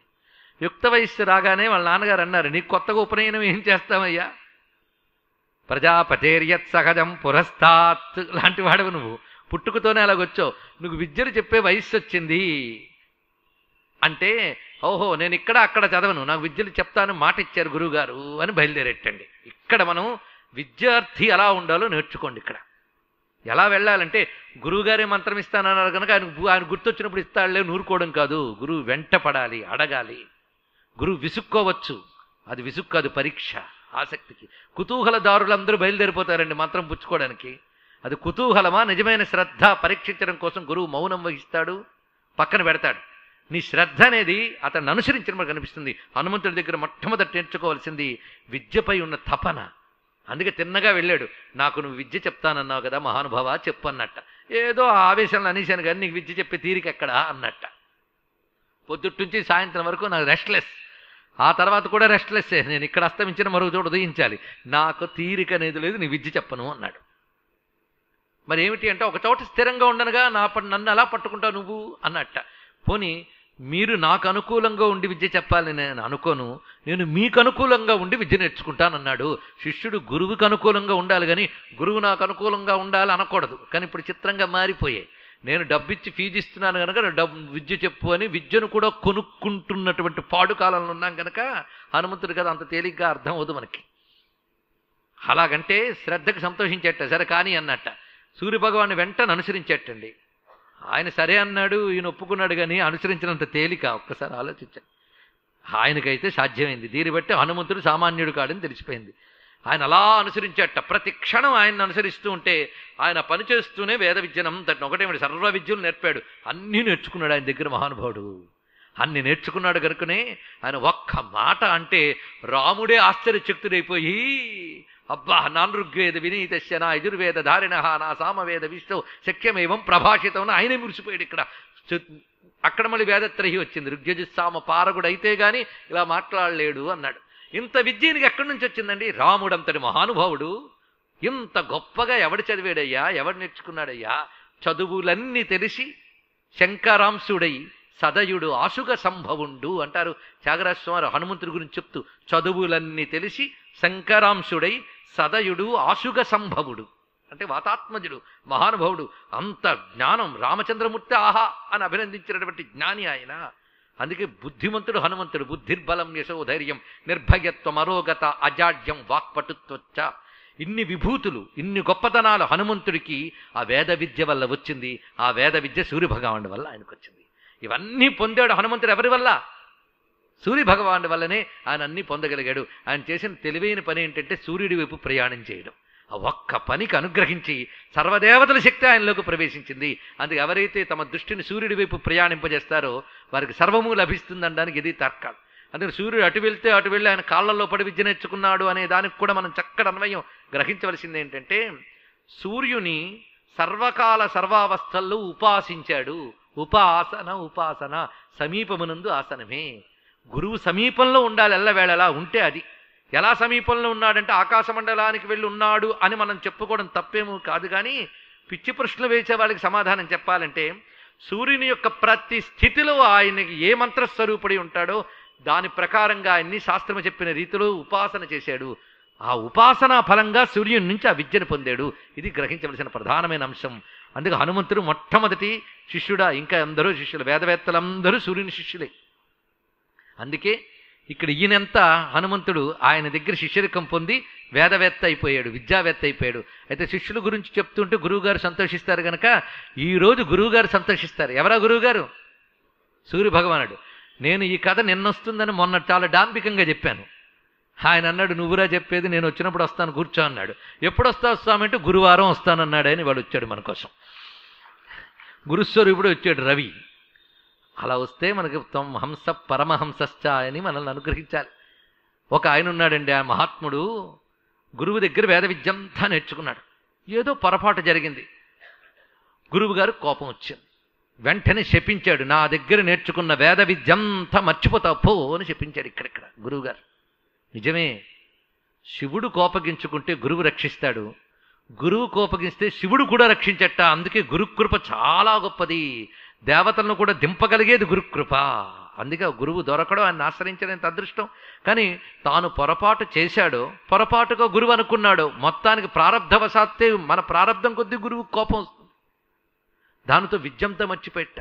ఎందుకంటే ఋషులు విద్యలే జీవితం అని గడిపే వాళ్ళకి నీకు విద్య ఉండదు అంటే అది ప్రాణహానంత బాధపడతారండి. దానితో విద్యే ఉండదు అనగానే మొత్తం విద్యంతా మర్చిపోయాడు ఆ మహానుభావుడు. విద్యను మర్చిపోయిన ఆయన పేరే యాజ్ఞవల్క్యుడు. మొత్తం విద్య మర్చిపోయాడు ఆయన. దానితో దుఃఖం కలిగిందిట, ఏడుపు వచ్చింది. కానీ ఆ సమయంలో కూడా ఎక్కడో పురాకృత సుకృతం ఆయన బుద్ధిని ప్రేరేపించింది. ఏమిటంటే ఈ ఏడుపేదో ఆయన్ని చూసి ఏడుపు అన్న స్ఫురణ వచ్చిందండి. ఎవరిని చూసి? సూర్య భగవాన్ని చూసి ఏడ్చాడు. అసలు గురువు కోపగించుకుంటే శివుడు కూడా రక్షించలేడంటారే, అలాంటిదైన సూర్యుడిని చూసి వలవల ఏడ్చేట. నేను అపరాధం చేశాను, అందుకని నేనేమీ చేయకుండా గురువు నన్ను కోపగించుకున్నాడు అనడం కాదు, నేనేదో అపరాధం చేశాను.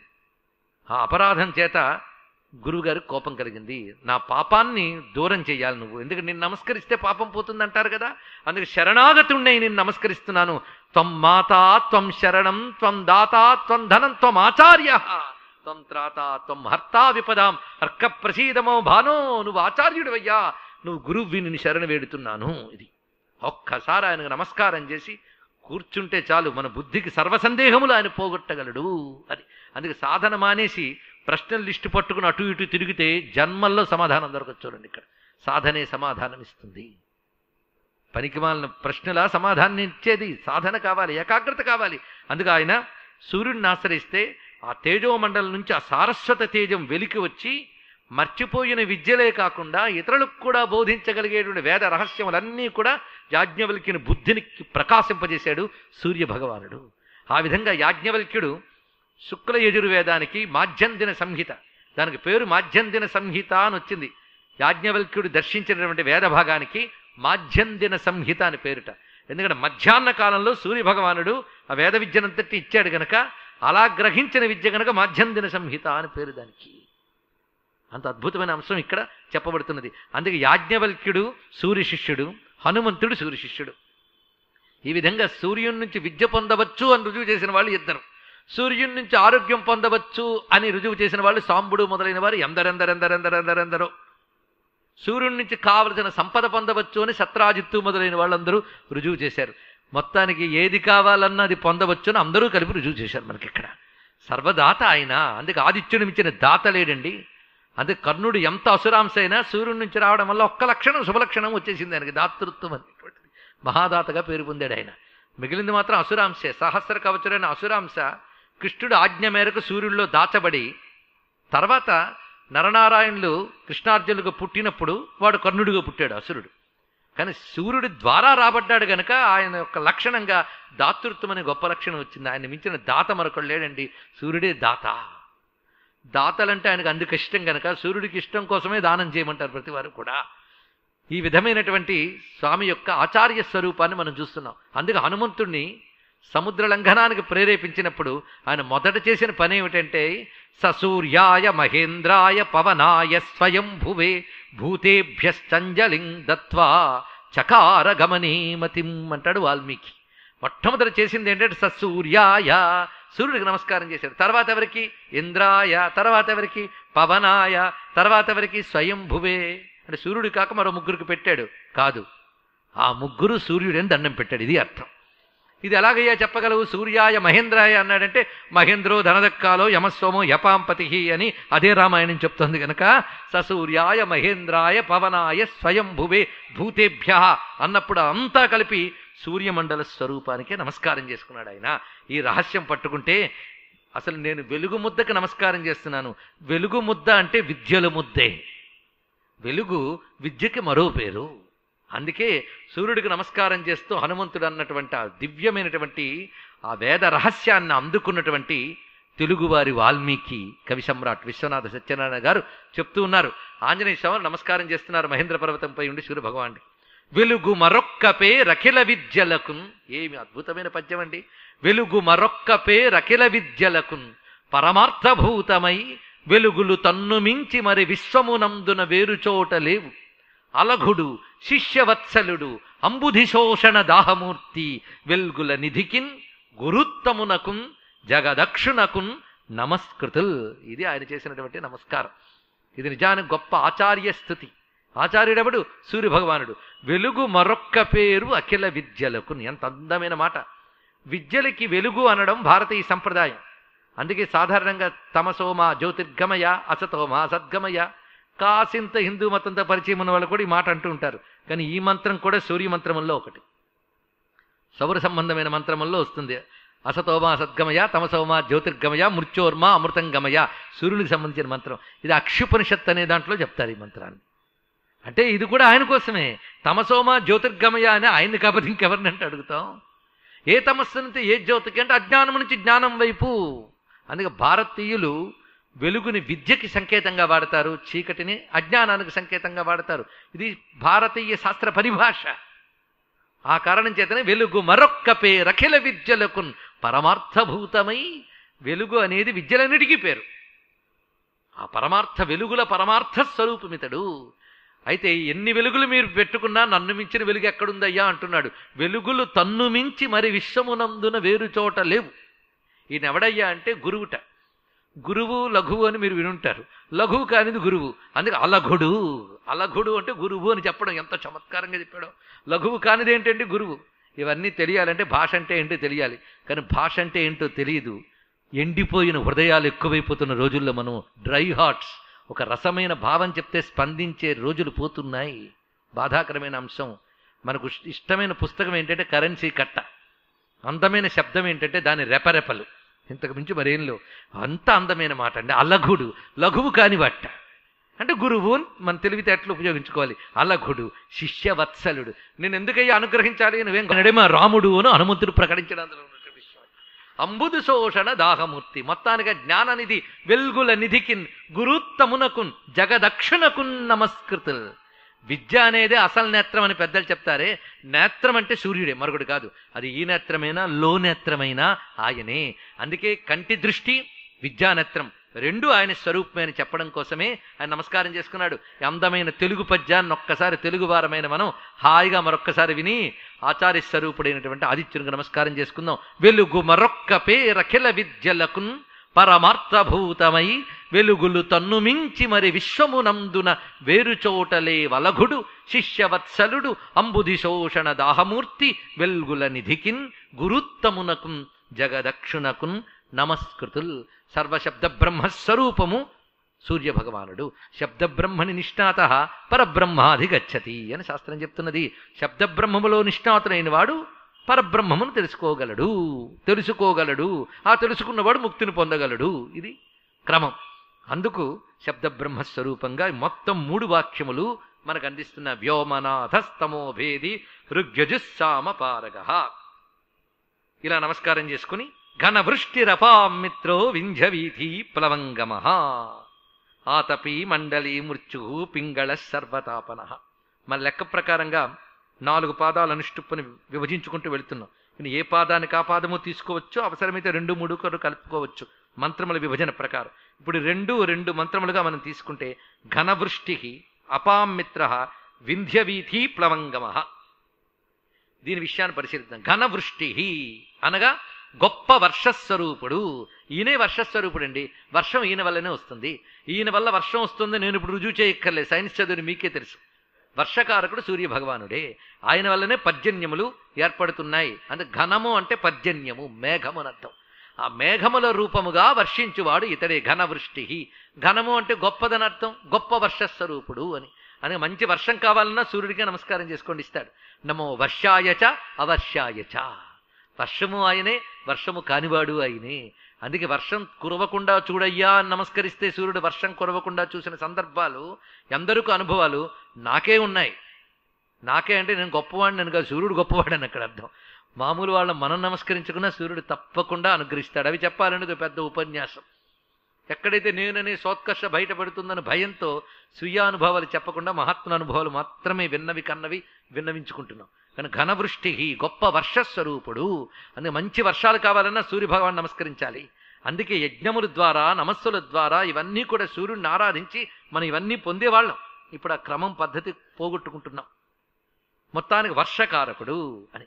అందుకే వృష్టి సజ్జన కిరణములు అని మనం చెప్పుకున్నాం. ఇవన్నీ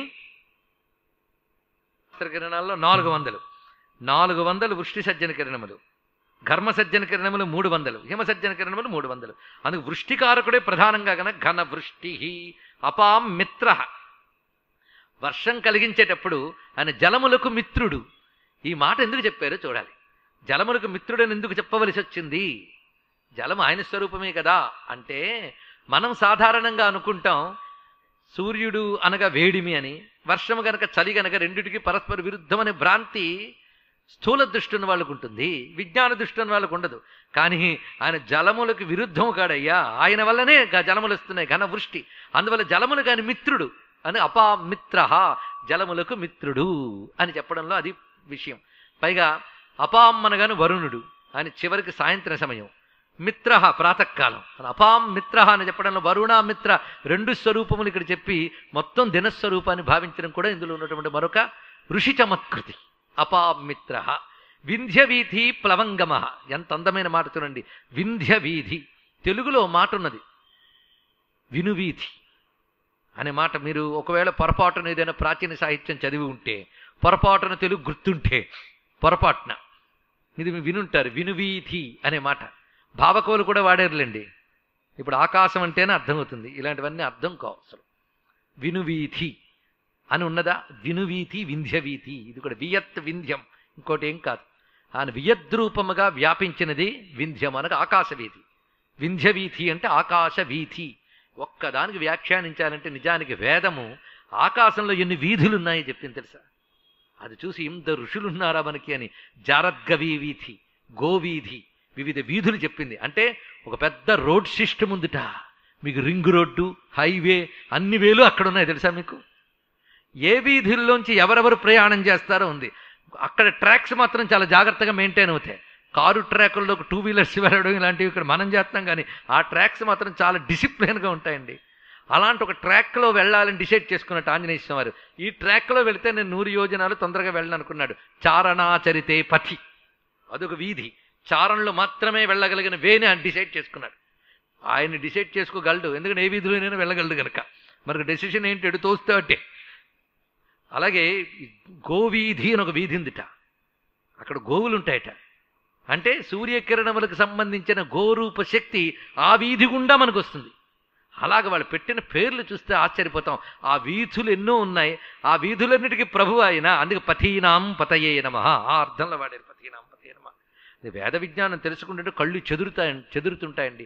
చిత్రం ఏంటంటే దాన్ని కేవలం ఇంకో రకంగా ఆలోచించనివ్వని ధోరణిలో పరిశీలించిన ఒకటి, సైంటిఫిక్గా ఆలోచిస్తామని ఉద్దేశంలో సంప్రదాయాన్ని విడిచిపెట్టడం ఒకటి, 2 ప్రమాదకారులుగా మారిపోయాయి మనకి.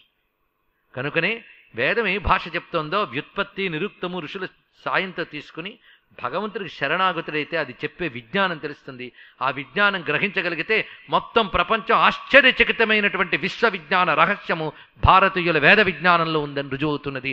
అటువంటి వేద విజ్ఞాన స్వరూపుడైన సూర్యుడికి మనం నమస్కారం చేస్తాం. ఇన్ని వీధులు ఆయన దగ్గర ఉన్నాయి. వింధ్యవీధి అనే మాట ఇక్కడ వేశాడు, వినువీధి. ఇదేమిటి? మొత్తానికి ఆకాశ వీధిని అర్థం ఇప్పుడు తీసుకోండి. సులభంగా ముందు తెలుసుకుంటే తర్వాత లోపలికి వెళతాం. ప్లవంగమ. ప్లవంగం అంటే లోకంలో కోతి అని అర్థం, అంతే కదా. కపిహి అని స్వామివారికి పేరుంది. కపిర్వరాహ శ్రేష్ఠశ్చ అని మంత్రం ఉంది స్వామివారికి ప్రత్యేకంగా. కపిహి అని ఒక పేరు, హరిణ ఒక పేరు, అశ్వ, హంస ఆయనకు హంస అని పేరు. హంస శుచిషత్వసురంతరిక్ష సద్ధోతా వేదిషదతిర్దురో నసత్ సూర్యమంత్రం. హంస, ఇది వేదస్వరంలో హగుంస అని అంటారు, అది వేరే విషయం. హంస, హంస అని పేరిట. ఆయనే హంస, ఆయనే హరిణం, ఆయనే అశ్వం, ఆయనే గరుత్మంతుడు, ఆయనే వృషభం. వేదం ఇన్ని రకాలుగా చెప్తున్నది. ఆ పేర్లన్నీ మనకు కనబడిన వాడికి పెట్టుకుంటున్నాం. ఇప్పుడు ఆయన్ని ఈ వింధ్యవీథి అని చెప్పడంలో కూడా ప్లవంగమ అనడంలో ఆంతర్యం. ప్లవంగం అంటే కోతి. దానికి ప్లవంగం అని ఎందుకు పేరు వచ్చిందంటే అలా దుముకుతూ దుముకుతూ వెళ్ళే గమనం. గమహ ప్లవంగమ, దుముకుతూ గమనం చెయ్యగలిగేదని అర్థంట. ఆయన ఎంత వేగంగా దుముకుతాడంటే, సూర్యుడు ఎక్కడున్నాడు రా అని పిల్లాన్ని అడిగితే ఫలానా చోట ఉన్నాడు, మీరు అడిగి పైకి వెళ్లే లోపలికే చాలా దూరం వచ్చేస్తాడు. ఎందుకంటే ఆ లెక్క మీకు మనం చెప్పుకున్నాం. నిమిషార్ధే నేకేన ద్వే చసతే ద్వే సహస్రే ద్వే, గుర్తున్నదా? కనురెప్పపాటు కాలంలో సగంలో 2202 యోజనాలు ఆయన ప్రయాణం చేస్తాడు అని. దానికి నాసా వాళ్ళు ఈ మధ్య ఇచ్చిన లెక్కకి ఎలా ఫిట్ అయిందో కూడా మనం చెప్పుకున్నాం ఇది సంపూర్ణంగా. అందుకు ఆ దివ్యమైన గమనం అది ప్లవంగ. మహావేగంగా గమనం చేస్తూ ఎక్కడ తిరుగుతున్నాడు? ఏ రోడ్లో పరిగెడుతున్నాడు? పిల్లాడు ఏ రోడ్లో పరిగెడుతున్నాడండి? కృష్ణ పరమాత్మ గోవీధిలో పరిగెడుతూ ఉంటే పట్టుకుంది యశోదమ్మ. కృష్ణుడు గోవీధిలో పరిగెట్టే గోవిందుడు, వినువీధిలో పరిగెట్టే సూర్యరూప గోవిందుడు. ఆ లింక్ ఇచ్చుకుంటుంటే చాలా కనిపిస్తున్నది. అందుకే వేదంలో గోపాహ అనే శబ్దం వేదము దేవతల పరంగా వాడే. గోపాల కృష్ణుడు అంటే దేవతలకు కూడా దేవుడని అర్థం, అది వేదపరమైన అర్థం. ఆయనే సూర్యుడు. మొన్న మధ్య ఎవరు కృష్ణ భక్తురాలు కనబడి, మీరు కృష్ణుడి గురించి చెప్తే కృష్ణుడే గొప్ప అనిపిస్తుంది, వాటి నుంచి సూర్యుడిని పూజించాలనిపించిందని. ఇదా నేను చెప్తున్నది? ఆ కృష్ణుడు నీకు ప్రత్యక్షంగా ఎప్పుడైనా కనబడ్డా? ఊహేక. కృష్ణుడు ప్రత్యక్షంగా కనబడుతుంటే తెలుసుకోమేమి? మాకు అర్థం కాదు కదండి. అర్థం చెప్పడం కోసం అగస్త్య మహర్షి దిగొచ్చాడు, ఆయన ఇచ్చాడు ఆదిత్య హృదయం. అది చూడండి, గోపాలకృష్ణుడు కనబడుతున్నాడు ఇక్కడ. కనుక వినువీధి, వింధ్యవీథి, ప్లవంగమ, ఆకాశ వీధులు దుముకుతూ సాగువాడు, ఇది అర్థం. వింధ్యవీథి ప్లవంగమ. ఆతపి మండలి మృత్యు, అయిపోలేదండి, వింధ్యవీధి ప్లవంగం ఉంది. ఇది అర్థమైతే అది అర్థమవుతుంది. ఆతపి మండలి మృత్యు పింగళ సర్వతాపన, ఇదొక అద్భుతమైన మాట. ఆతపి, అసమంతాత్ తపం, ఆతపం అంతే కదా. తపం అంటే వేడిమి, ఆతపం సంపూర్ణమైన వేడిమి. ఇది మామూలు భాషలో చెప్పాలి అంటే నిఘంటు అర్థంలో ఆతపం అంటే ఎండ. ఆతపి అంటే ఆయన ఎండ స్వరూపుడు, అంతే కదా. ఎండ ఆయన స్వరూపం, పూర్ణంగా ఎండే ఆయన. ఎండ ఎక్కడి నుంచి వస్తుంది? ఆయన కాంతిగా ఎండ అని పేరు కదా. ఆతపం, ఆతపము స్వరూపముగా కలవాడుగాని ఆతపి అని. కానీ ఇది అర్థం చేసుకోవడం కోసం నిన్నట్టుంచి ఒక పదం పట్టు తిరుగుతూ ఉన్నాం మనం. ఏమని? తపస్సు అనగా జ్ఞానము, జ్ఞానము అనే మాట ఇక్కడ.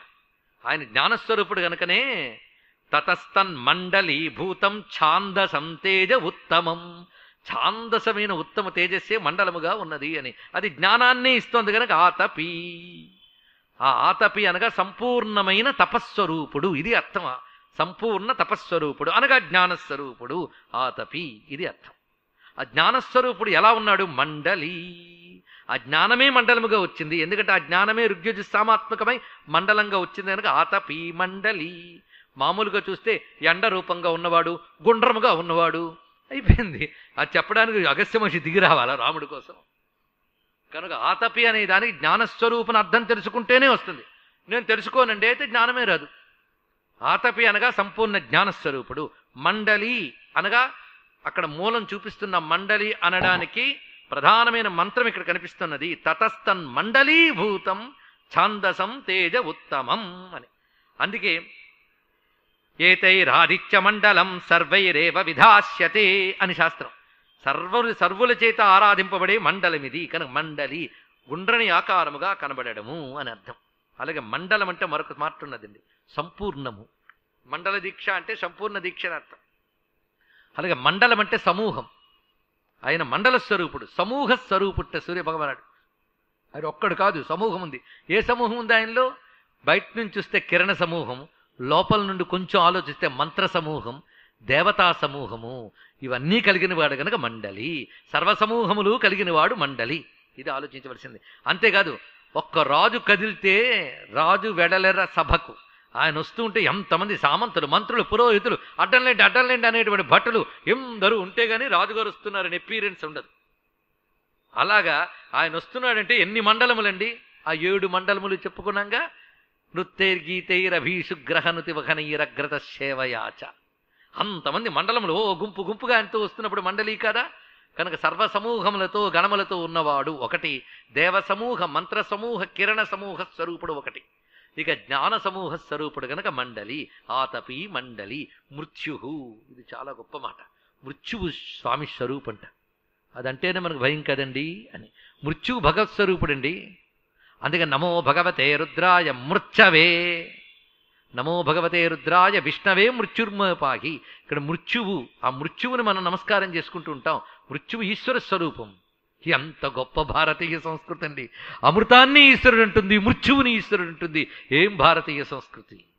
మృత్యువు కూడా అమృతమే అవసరమైనప్పుడు. చాలా కాలం క్రితం ఒక సంఘటన. మా అమ్మండి అని చూపించాడు ఒక ఆయన.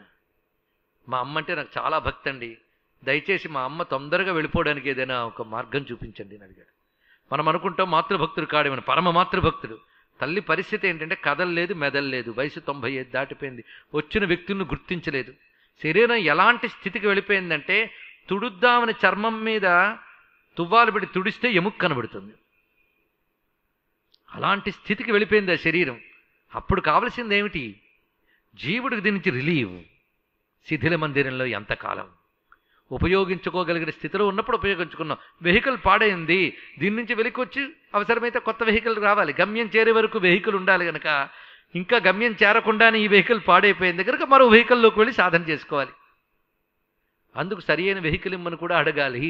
అందుకే నన్ను బాధ పెట్టని మృత్యువును కూడా నేను నమస్కారం చేసుకుంటున్నాను. నమస్కారం చేయండి. అనాయాసేన మరణం వినాదయ్యైన జీవనం. ఎంత గొప్ప మాట!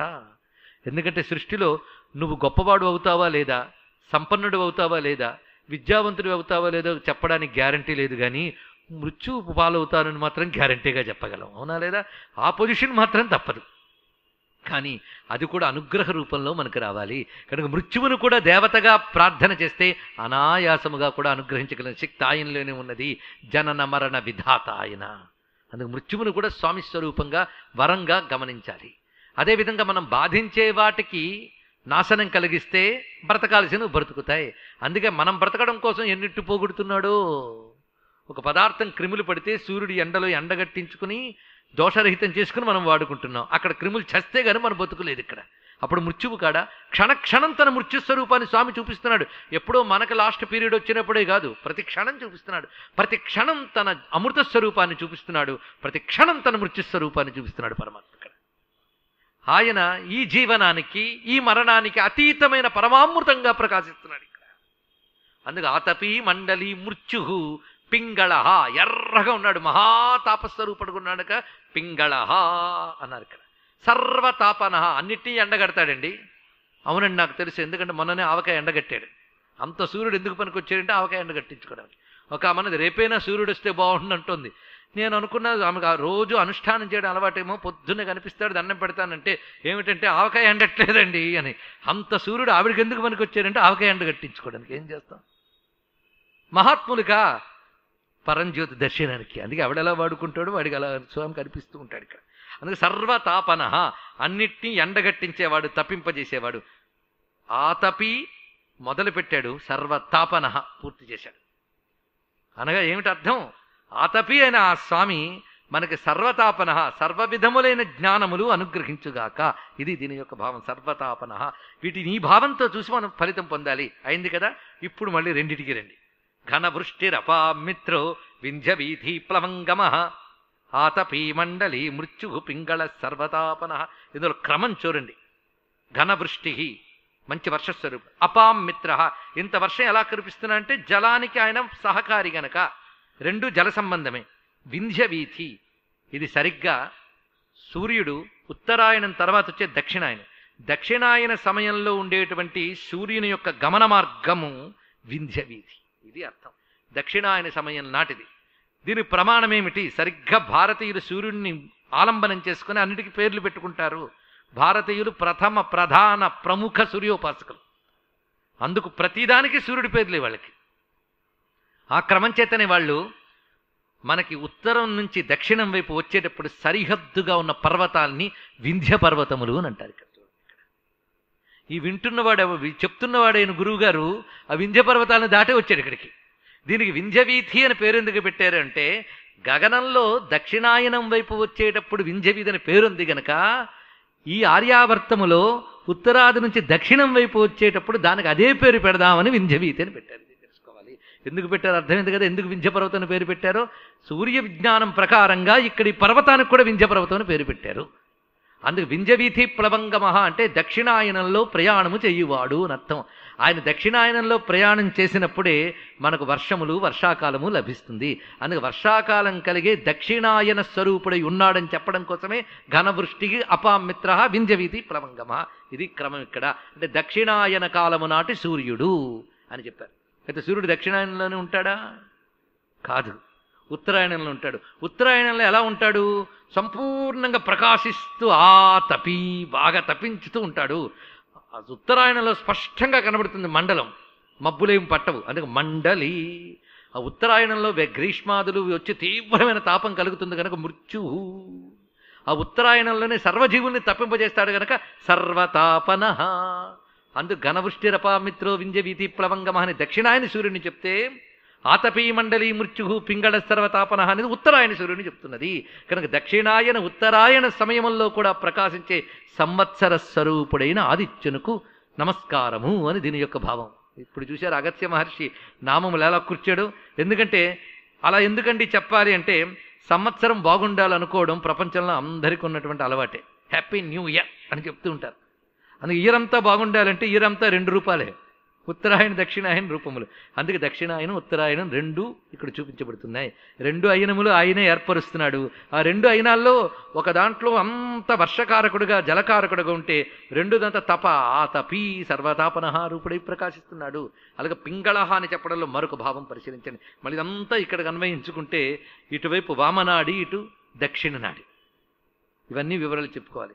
పింగళ అనబడే కుడినాడికి అంటే బయట ఉత్తర దక్షిణలు శరీరంలో రివర్సల్ అవుతాయి. అందుకే వామనాడి చంద్రనాడి జలనాడి, కుడినాడి సూర్యనాడి పింగళనాడి. పింగళానాడి రూపంలో ఉన్నవాడు అంటే సూర్యుడు 3 నాడులు అయినప్పటికీ తన సూర్యనామంతో తాపరూపంతో ఉన్నాడు పింగళనాడి యందు. అందుకే పింగళనాడి యందు ఉన్నవాడు ఎడనాడి చంద్రనాడి, పింగళనాడి సూర్యనాడి, సుషుమ్న అగ్ని. ఈ రెండిటికి మూలమైనది అని చెప్పడం. నిజానికి 3 నాడులు ఆయనే. ఆ రహస్యమే ఇక్కడ. పింగళ అంటే పింగళనాడీ రూపుడై ఉన్నవాడును యోగశాస్త్రపరంగా ఇన్ని రహస్యములున్నాయి. మొత్తానికి ఆదిత్య హృదయం ఈయన మహా పట్టుకుంటే 3 నామాలు పట్టుకుని 8:30 వరకు లాగిస్తున్నాడండి అని మీరు అనుకోవచ్చు. కానీ 3 నామాల్లో భావించాలి. పారాయణం అంటే భావించడమే పారాయణం, పఠించడం కాదు. కాదని కాదు, సరిపోదు, భావిస్తేనే పండుతుంది ఇక్కడ. అందుకు ఆతపీ మండలి మృత్యు పింగళ సర్వతాపన అయినది కదా. కవి తర్వాత మాట కవిర్విశ్వో. కొందరు రవిర్విశ్వో అని చదువుతారు, దిద్దుకోవాలి. రవినామం ముందే వచ్చింది. కవి అనేది సరి అయిన పాఠం. ఈయన కవి. కవే అనే మాట మనకు శాస్త్రములందు చాలా స్పష్టంగా కనబడుతుంది. నమఃసూర్యాయ కవయే నమో నారాయణాయ చ. మహాభారతంలో మాట ఇది. నమఃసూర్యాయ కవయే నమో నారాయణాయ చ. కృష్ణ పరమాత్మ తన మహాతేజస్వరూపాన్ని చూపించగానే వెంటనే నమస్కారం చేసి కవిం పురాణమనుశాసితారం నమస్కారం చేశారు. ఎవరు? అర్జునుడు. కానీ కవి కవి కవి అనే శబ్దం ఎంత గొప్పదో వేదముల్లో వాడారు. లాక్కొచ్చి అందరికీ తగిలిస్తున్నాం, అదే బాధ. కవి, ఋషి, వేదము, పరమాత్మ ఇవి పర్యాయ పదాలు. కవి, ఋషి, వేదము, పరమాత్మ ఇవి పర్యాయ పదాలు. వేదము అంటే మంత్రము అని కూడా తెలుసుకోవచ్చు. కవి, ఋషి, మంత్రము, పరమాత్మ. కవి అంటే క్రాంతదర్శి ఇదర్థం. క్రాంతం అంటే అన్నిటిని మించి అన్నిటినీ దర్శించగలిగే దర్శనం ఎవడుకుందో వాడిని కవి అంటారు. లోకంలో కూడా కవి అని పేరు ఎందుకు పెట్టామంటే మనకు పువ్వే, వాడు తన భావనతో ఇంకో రకంగా చూడగలడు కనుక వాడికి కవి అని పేరు పెట్టాం. కానీ నిజమైన కవి ఎవరు అంటే సర్వమును సర్వకాలాల్ని ఏకకాలంలో ఒకే చోట చూడగలిగేవాడు గొప్ప కవి. అలాంటి కవి ఎవడయ్యా అంటే పరమాత్మక్కడే. ఆయనే సర్వద్రష్ట, అన్నిటికీ సాక్షిభూతులైన కవి. అందుకే పరమాత్మ కవి అని పేరు. అంతేకాదు ఆ పరమాత్మను మనకు చూపెట్టే మంత్రములు ముందు అవి చూసి మనకు చెప్తాయి కనుక మంత్రములకు కవులని పేర్లు. ఆ మంత్రాల్ని ఋషులు తపస్సుతో చూశారు కనుక ఋషులకు కవి అని పేరు. కనుక ఋషికి కవి అనే పేరు, మంత్రానికి కవి అని పేరు, పరమాత్మకి కవి అని పేరు ఉన్నది. అందుకు చూచువాడు ఎలా చూస్తాడంటే మీలా నాలా చూడ్డు, సర్వమును దర్శించేటువంటి వాడెవడు వాడు కవి. ఆ సర్వద్రష్టి ఎవరండి? సూర్యభగవానుడు. ఆ మాటకు వస్తే కన్నే ఆయన. చూపు ఏమిటి? కన్నే ఆయన. ఎవరికి కన్ను? అందరికీ కన్ను. అందుకే జగదేక చక్షుషే, జగత్తుకి ప్రధానమైన చక్షుష్ ఆయన. ఈ మాట మీరు అనేటప్పుడు స్వామిని చూపు స్వరూపుడుగా భావన చేయండి. ఎందుకంటే నేత్ర ప్రదాత స్వామి సూర్యభగవానుడు. సూర్యుడిని ఆరాధించవలసిన పద్ధతులు ఉన్నాయి, అవన్నీ చెప్పుకోవడానికి 2 రోజులు మనకున్నాయి. 2 రోజులే ఉన్నాయా అంటే అది వేరే విషయం. ఆరాధించవలసిన పద్ధతులు ఆయన నేత్రప్రదాత అనేటువంటి విషయం మనకు అనేక ప్రత్యేకంగా అక్షుపనిషత్తునకు ఉపనిషత్తు చెప్పారు. అది సాధన చేసి దృష్టి బాగు చేసుకున్న వాళ్ళు ఉంటారు. శ్రీ విద్యలో కూడా సూర్యమంత్రము, సూర్య సంబంధమైన చక్షుష్మతి విద్య ఉన్నది. శ్రీ విద్య అంటే ఏమిటో కాదండి, కంగారు పడకండి. సర్వమంత్రములు ఏ తల్లి రూపమో ఆ తల్లే శ్రీ విద్య. అందుకు సర్వమంత్ర రూపిణి ఆవిడ. ఆ సర్వమంత్ర రూపిణి భానుమండల మధ్యస్థ, అది మర్చిపోవద్దు. దహరంలో ప్రకాశించే దహర విద్య, దహరాకాశ రూపిణి ఆ తల్లి. ఆ భావన అసలు అది. అందుకని శ్రీ విద్య అనగానే చెరకు వెళ్ళి పట్టు కూర్చొని అమ్మా అనుకుంటూ జీవితం అంతా గడిపివద్దు. అక్కడి నుంచి ఈ స్థితికి వెళ్ళగలగాలి మనం. ఆ దృష్టితో చూడండి, చూడగలిగితే అమ్మవారు ఆ చక్షుస్సుకు సంబంధించిన ఒక మంత్ర విద్యని చెప్పింది. బహుశా ఆ మంత్ర విద్య గురించి ఎప్పుడో చెప్పుంటాను. ఆ మాట నేను ఇప్పుడు చెప్తే అప్పుడు చెప్పారండి అనేవాళ్ళు ఎవరైనా నాకు కనబడచ్చు, చాలా సంతోషం, కాదను. కానీ చక్షుష్మతి విద్య అని ఒక విద్య ఉన్నది. దానికి ప్రారంభంలో ఆదిత్య మంత్ర విద్యానం 2 అమ్మవారి యొక్క స్వరూపములుగా వర్ణిస్తారు. వాటితో బండాసురుడికి చాలా దెబ్బ కొట్టింది అమ్మవారు. రెండిటితో ముందు 2 రకాలు. ఈ 2 సూర్య సంబంధమైన మంత్రములే చక్షుష్మతి విద్య. అందుకే చక్షుష్మతి విద్యయా తమస్తువతి అని చెప్తున్నారు. చక్షుష్మతి విద్యతో స్వామిని స్తుతించాలి. స్తుతిస్తేట నేత్రముల్లో ఏవైనా లోపాలు ఉంటే అవి తొలగిపోతాయి. దానికి నేను ఉదాహరణలు నా చిన్నపాటి జీవితంలో చాలా వచ్చాయి. నిన్న కాక మొన్న కొద్ది రోజుల క్రితం ఒక ఫోన్ వచ్చింది. చాలా క్రితం విజయవాడలో లలితాలీల చెప్పినప్పుడు దాన్ని టీవీ వాళ్ళు రికార్డ్ చేసి ఇస్తూ ఉండగా చక్షుష్మతి విద్యలో మంత్రం చెప్పుకున్నాం. అంటే సభలో ఏవి చెప్పచ్చా ఆ మంత్రం. ఆ సమయంలో మళ్ళీ ఫోన్ చేసే మంత్రం పూర్తిగా అడిగి రాసుకున్నారు. ఎక్కడో ఏదో ఊరు నుంచి ఒకరు. కొన్ని నెలల తర్వాత వాళ్ళు చేసిన ఫోన్ ఏంటంటే, మా అమ్మగారికి కంటి జబ్బు తీవ్రంగా ఉంది, డాక్టర్లు ఆపరేషన్ చేశారు, అయినా చూపు రాలేదు, ఇంక ఇది ఆపరేషన్ చేయడానికి అనువు కాదు అని వదిలేశారట. అప్పుడు టీవీలో ఇది విని ఈ మంత్రం రాసుకుని వాళ్ళ అమ్మగారు చదువుకున్నట్టు రోజు ఇంకేమీ లేదు. చిత్రం ఏంటంటే ఒక్కసారి కన్ను ఏదో వాచిపోయిందిట. వెంటనే డాక్టర్ దగ్గర తీసుకెళ్తే ఇమీడియట్గా ఆపరేషన్ చేయాలన్నట్టండి. ఆపరేషన్ చేస్తే చిత్రం చూపు తిరిగి వచ్చి ఆమె కోలుకున్నది. తిరిగి కన్ను కుట్టు విప్పి ఆమె చూడగలిగిన తర్వాత వాళ్ళు ఫోన్ చేశారండి. అందుకే అప్పుడు అర్థమైంది, స్వస్థతలు ఇవ్వగలిగేటువంటి సర్వమంత్రములు మన వేదమతంలో ఎన్నున్నాయో చూడండి. వంచనలు లేని స్వస్థతలు, అలాంటి మంత్రరాశి. అందుకు సూర్యభగవాను మనం ఆ చక్షువులు ఇవ్వగలిగే మంత్రస్వరూపంగా భావించే పద్ధతులు చాలా చాలా ఉన్నాయి. కొన్ని మనం ఇక్కడ గమనించితే, తమాదిత్యన్నత్వా చాక్షుష్మతి విద్యయా తమస్తువతి, ఇది అక్షుపనిషత్తులోని వాక్యం. ఆదిత్యుడికి నమస్కారం చేసి ఈ చాక్షుష్మతి విద్యతో భావన చేస్తే స్వామి అనుగ్రహం లభిస్తుంది అన్నారు. చాక్షుష్మతి విద్య ఈ విద్య, ఈ తల్లి సూర్యమండలం నడుము ఉంటుందిట. మన కంటి యొక్క నల్లని భాగం మధ్యలో ఉండే తెల్లని భాగంలో కూర్చుని ఉంటుందిటండి. అక్కడ దేవత ఉంటేనే చూపు ఉంది. ఏదైనా పుణ్యం చేసుకుంటే దేవత అక్కడ ఉంటుంది. అది లేకపోతే ఆవిడ విత్డ్రా అయిపోతుంది. మళ్ళీ రామ్మ రామ్మ అని ఉపాసనతో పిలిస్తే వచ్చి కూర్చుంటుంది. అలాగా ఆ తల్లిని చక్షుష్మతీదేవిని ఉపాసించని చెప్పారు. దీని మంత్రం చక్షుస్తేజోమయం పుష్పం కందుకం బిభ్రతీంకరై రౌప్య సింహాసనారూఢాం దేవీం చక్షుష్మతీం భజే. ఒకప్పుడు చెప్పారండి అన్న వాళ్ళకి నేను మరి చెప్పక్కర్లేదు. కావాలనుకున్న వాళ్ళకి మాత్రం యజ్ఞప్రసాదంగా ఆఖరి రోజున మేము ఇవ్వడం జరుగుతుంది. అప్పుడు మీరు తీసుకుందరు. కానీ మరొక్కసారి అందరం కలిసి అనుకుందాం.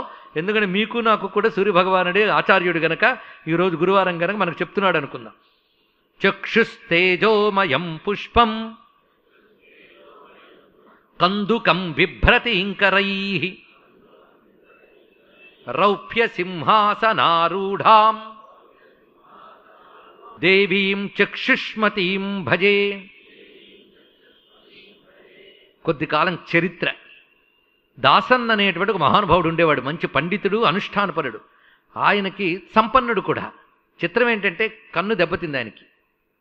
ఆ కన్ను బాగు చేయడానికి సుమారు 1940s జరిగిన సంఘటన అండి ఇది. ఆయన సంపన్నుడు కనుక ఈ దేశంలో ప్రధానమైన డాక్టర్లు చూశారట. శస్త్రచికిత్స చేశారు కానీ పనిచేయలే. తర్వాత ఆయన సింగపూరు, మారిషస్ వీటన్నిటిలోకి వెళ్ళాడు. లండన్ కూడా వెళ్ళేట. ఇంకా నీకు లాభం లేదని చెప్పారట. ఒక మిత్రుడు ఆయన్ని తీసుకుని కాంచీపురానికి చేరుకుని పరమాచార్యుల వారిని దర్శనం చేసుకున్నారు. ఇక్కడ పరమాచార్యులకు నమస్కారం చేస్తే ఏమైంది దీనికి అంటే కన్ను కనిపించట్లేదు అంటే ఆపరేషన్ చేయలేదంటే చేసినా ప్రయోజనం లేదు అని చెప్పారు అని. వెంటనే ఆయన మయూరుని సూర్యశతకం చూడలేదో అని అడిగట్టండి మహానుభావులు. మయూరుని సూర్యశతకం చాలామందికి ఆ పేరు కూడా ఇప్పుడు కొంతమందికి పండితులకు తెలిసేమో కానీ చాలా కాలం క్రితం అది తెలియదు. ఆ సమయంలో అది పారాయణ చెయ్యండి అని. ఈయన ఎలా చదవగలడు అంటే నువ్వు చదివి వినిపించన్నట్టండి. ఆయన చేసిన పని ఏంటంటే అప్పుడు గ్రంథాలయాలు తిరిగితే దేవనాగరి లిపిలో దొరికిందట మయూర కవి రచించిన సూర్యశతకం. అత్యద్భుతం, మహా గొప్ప గ్రంథం. అది ఒకప్పుడు విన్న ఒక ఆవిడ అన్నది, ఆ మండలం ఏంటండి, అందరూ గుర్రాలు ఏంటండి, సూర్యుడు ఏమిటండి అని.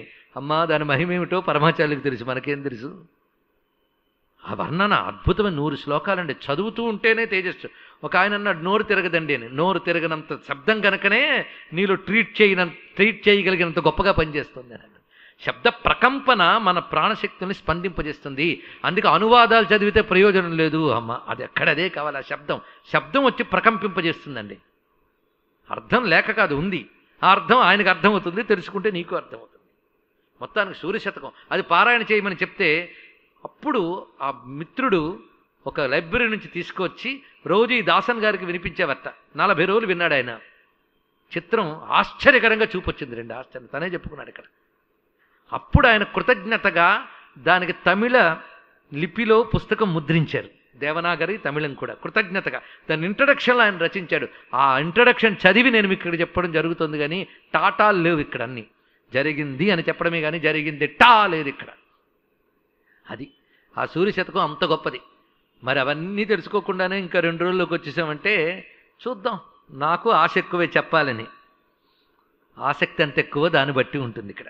తర్వాత విషయం ఇక్కడ ఈ విధంగా మొత్తం సూర్యుడికి సంబంధించిన ఏది చెయ్యండి మీరు. ఇప్పుడు దీని ఫలితం ఎంత ఉంటే 100 శ్లోకాల సారమంతా లాక్కొచ్చి వేదంలో ఇతర మంత్ర రహస్యములు కూడా తీసుకొచ్చి 12 శ్లోకాల్లో ఆదిత్య స్తోత్రోక్తమని అప్పయ్య దీక్షితులు ఇచ్చారు. దానిని పట్టుకున్న అనుభవం 12 శ్లోకాలతో అద్భుత ఫలితాలు పొందినటువంటి వాళ్ళు ఎందరెందరో కనబడుతున్నారు. అందుకు చాలామందికి ఓపికలు ఉండవు. ఎందుకంటే వాళ్ళకి బాగుపడే యోగం లేదు, అంతే. యోగం ఉన్నవాడికి ఓపిక ఉంటుంది, ఓపిక ఉన్నవాడికి ఫలం దక్కుతుంది. ఇంకేమున్నదండి. ఇంత గొప్ప గ్రంథాలని ఎంచినటువంటి భారతదేశపు కవులకి ఋషులకి నమస్కరించుకోవాలి. ఇలాంటి జ్ఞానాన్ని అందిస్తున్న భారతీయ విజ్ఞానానికి నమస్కారం చేసుకుందాం. నమో భగవతే సూర్యాయ ఆదిత్యాయ అక్షితేజసే నమః. ఇది మంత్రం. నమో భగవతే సూర్యాయ ఆదిత్యాయ అక్షితేజసే నమః. మీరు దీన్ని సంపుటీకరణం చేసినా ఆదిత్యోదయం చదువుకోవచ్చండి, నేత్రములు బాగుపడాలంటే. నమో భగవతే సూర్యాయ ఆదిత్యాయ అక్షితేజసే నమః. ఇదొకటి.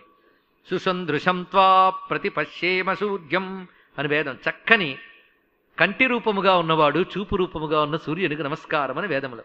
అలా చక్షుస్సుకు సంబంధించి చక్షుర్నో దేవ సవిత చక్షుర్నవుత పర్వత చక్షుర్దాతా దధాతు నః మంత్రం. సూర్యమంత్రములు వేదముల్లో కనబడుతున్న చక్షుష్ సంబంధమైనవి. కనుక కంటికి అధిదేవత సూర్యుడు అని శాస్త్రం మనకు చెప్తున్నది. కన్ను అంటే ఇది ఒక్కటే కాదు, లోపలి కన్ను కూడా. అందుకు జ్ఞానం అసలు నేత్రం కనుక జ్ఞానస్వరూపం కనుక కవి. ఆ కవి అయితేనే నీకు అంతా కనబడుతుంది కనుక విశ్వ. ఈ విశ్వకి కవికి ఉన్న లింక్ చెప్తే ఆశ్చర్యపోతాం. చూడండి ఇక్కడ విశ్వ అంటే అర్థం ఏంటి? విశ్వం. విశ్వం అంటే విశ్వం, యూనివర్స్ అని కదా వాడతాం. విశ్వం అంటే సమస్తము, ఇది అర్థం. టోటల్ సమస్తము. కవి విశ్వ. ఆ కవియే సమస్తమండి అని ఇదొక అర్థం. కానీ విశ్వ అని ఎప్పుడు అనాలో చూడండి. విశ్వ అంటే మెలకువ దశ, ఇది అసలైన అర్థం. దీని ప్రమాణం ఏమిటి? జీవ చైతన్యం 3 అవస్థల్లో 3 పేర్లతో ఉంటుంది. జాగ్రత్త అవస్థలో విశ్వడు, స్వప్నావస్థలో తైజసుడు, సుషుప్త్యవస్థలో ప్రాజ్ఞుడు. ఇది 3 పేర్లు. అబ్బో ఉపనిషత్తులు మాకు చెప్పొద్దంటే మీ లలితా శాస్త్రం తీస్తాం. విశ్వరూప జాగరిణి, స్వపంతి తైజసాత్మిక, సుప్త ప్రాజ్ఞాత్మిక అని 3 చెప్తున్నాం. 3 అవస్థల్లో మనలో పనిచేసే ఈశ్వర చైతన్యానికి 3 పేర్లు. కనుక విశ్వరూప, విశ్వడు అనే పేరు ఎప్పుడు వచ్చింది? జాగ్రత్త అవస్థలో ఉన్నప్పుడు మనలో ఉన్న చైతన్యానికి విశ్వడు. జాగ్రత్త అవస్థ వచ్చింది అంటే అర్థం ఏంటి? మీరు మెలకువగా ఉన్నానడానికి ఉదాహరణ ఏంటండి? కళ్ళు తెరవడం, అంతే. కళ్ళు తెరిచేయమంటే మెలకువ దశ, కళ్ళు మూసేయమంటే నిద్రావస్థ, అంతే కదా. అది మెలకువ. కనుక కళ్ళు తెరవడం జాగ్రత్త అవస్థ. ఈ జాగ్రత్త అవస్థ అనేది ఎవరి వల్ల కలుగుతుంది? నీలో నీ కన్ను తెరిపించి నీకు జాగ్రత్త అవస్థనిస్తున్నవాడు విశ్వానికి కన్నుగా ఉన్న సూర్యుడు. ఎందుకంటే ఆయన తెరిపిస్తేనే తెరుచుకుంటుంది, కంటికి ఆయన అధిదేవత గనక. అది ఇక్కడ అందుకు కవి అయిన ఆయన దృష్టి రూపుడే నీలో ఉంటూ, క్రాంతదర్శి గనక దృష్టి రూపుడే నీ ఉంటూ బుద్ధిరూప దృష్టిని, మనోరూప దృష్టిని, నేత్రరూప దృష్టిని ఇస్తున్నవాడు మెలకువ కలిగించి నీ కనురెప్ప తెరిపిస్తున్నాడు, దానిలో అధిదేవతగా ఉన్నాడు. ఇది తెలుసుకో. కనుక విశ్వడు అంటే జాగ్రత్త అవస్థ నియామకుడు. అందుకే కవిర్ విశ్వ, అది చెప్పడం ఇక్కడ. శరీరం మొత్తం మీద తేజస్సు యొక్క స్థానం నేత్రములు. అందుకే నేత్రములు తేజస్థానములు. నీ తపస్సంతా నీ నేత్రంలో కనబడుతుంది, నీ ఆరోగ్యమంతా నీ నేత్రంలో కనబడుతుంది. అది కళ్ళు చూపించండి అంటూ ఉంటారు చాలామంది. నీ లోపల తేజస్సు ద్రఢిమ అంతా నేత్రంలో కనబడుతుంది. అందుకే భగవంతుని తలంచుకుంటే మా రూపంలో నేత్రములే ప్రధానం అంటాడు హనుమంతుడు. రామ కమలపత్రాక్ష సర్వసత్వ మనోహర అంటాడు హనుమంతుడు. నల్లనివాడు పద్మనయనమ్ములవాడు కృపారు సంబు పైజల్లిడివాడు అంటారు గోపికలు. మొత్తానికి పరమాత్మలో కూడా నేత్రములు ప్రధానం, అది సూర్యస్వరూపము.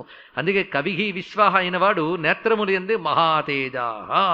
ఇది ప్రధానమైనటువంటి అంశం. ఇది కవిర్ విశ్వో మహాతేజ. మొత్తానికి జాగ్రత్త అవస్థ నియామకుడు, కంటికి అధిదేవత, నేత్ర అధిదేవత, దృష్టి ప్రదాయకుడు అనే విషయాన్ని ఇక్కడ చెప్పుకున్నాం. ఈ చెప్పిన ప్రకారంగా తచ్చక్షుర్దేవహితం పురస్తా ఆ శుక్రముచ్చరత్ చదువుకుంటున్నాంగా. తచ్చక్షుర్దేవహితం పురస్తాత్. కనుకనే మన ఎదురుగా కనబడిన కన్ను అయినా, మన కంటికి అసలైన కన్ను అయినా, కంటికి కూడా కన్నైన పరమాత్మ అయినా, ఈ 3 విధములుగా దర్శిస్తూ జగన్నేత్రుడు, జగచ్చక్షువు, కర్మసాక్షి అని సూర్యభగవానికి నమస్కారం చేసుకుంటూ మిగిలిన విషయం రేపు పరిశీలిద్దాం. ఇవాళంతా జ్ఞానరూపంగా వచ్చేసాడు మనకు. కవిహి అన్న జ్ఞానే కదా, అసలు కన్ను తెరిపించాలి ఆయన. అందుకు ఆచార్య రూపుడే మనల్ని అనుగ్రహించగలరు కనుక ఆదిత్య రూపుడు, ఆచార్య రూపుడు అయినటువంటి పరమాత్మకు నమస్కారం చేసుకుంటూ హారతి అయ్యే లోపల ఋషిపీఠం తరపున జరగాల్సిన చిన్న చిన్న ముఖ్య కార్యక్రమాలు ఉన్నాయి. అందులో మనం కూడా వాళ్ళకి ప్రోత్సాహకరంగా పాల్గొందాం. స్వస్తి. పరిపాలయంతాం. ఇంకేమైనా ఉన్నాయా? మరి తొందరగా ఆలస్యాలు చేయకూడదు. స్వస్తి ప్రజాభ్య పరిపాలయంతాం న్యాయేన మార్గేణ మహిం మహీష్. ముఖ్యమైన అంశం ఇక్కడ ప్రకటింపబడుతుంది. మీ అందరికీ ఉపయుక్తమైన ఒక అంశం ఏంటి?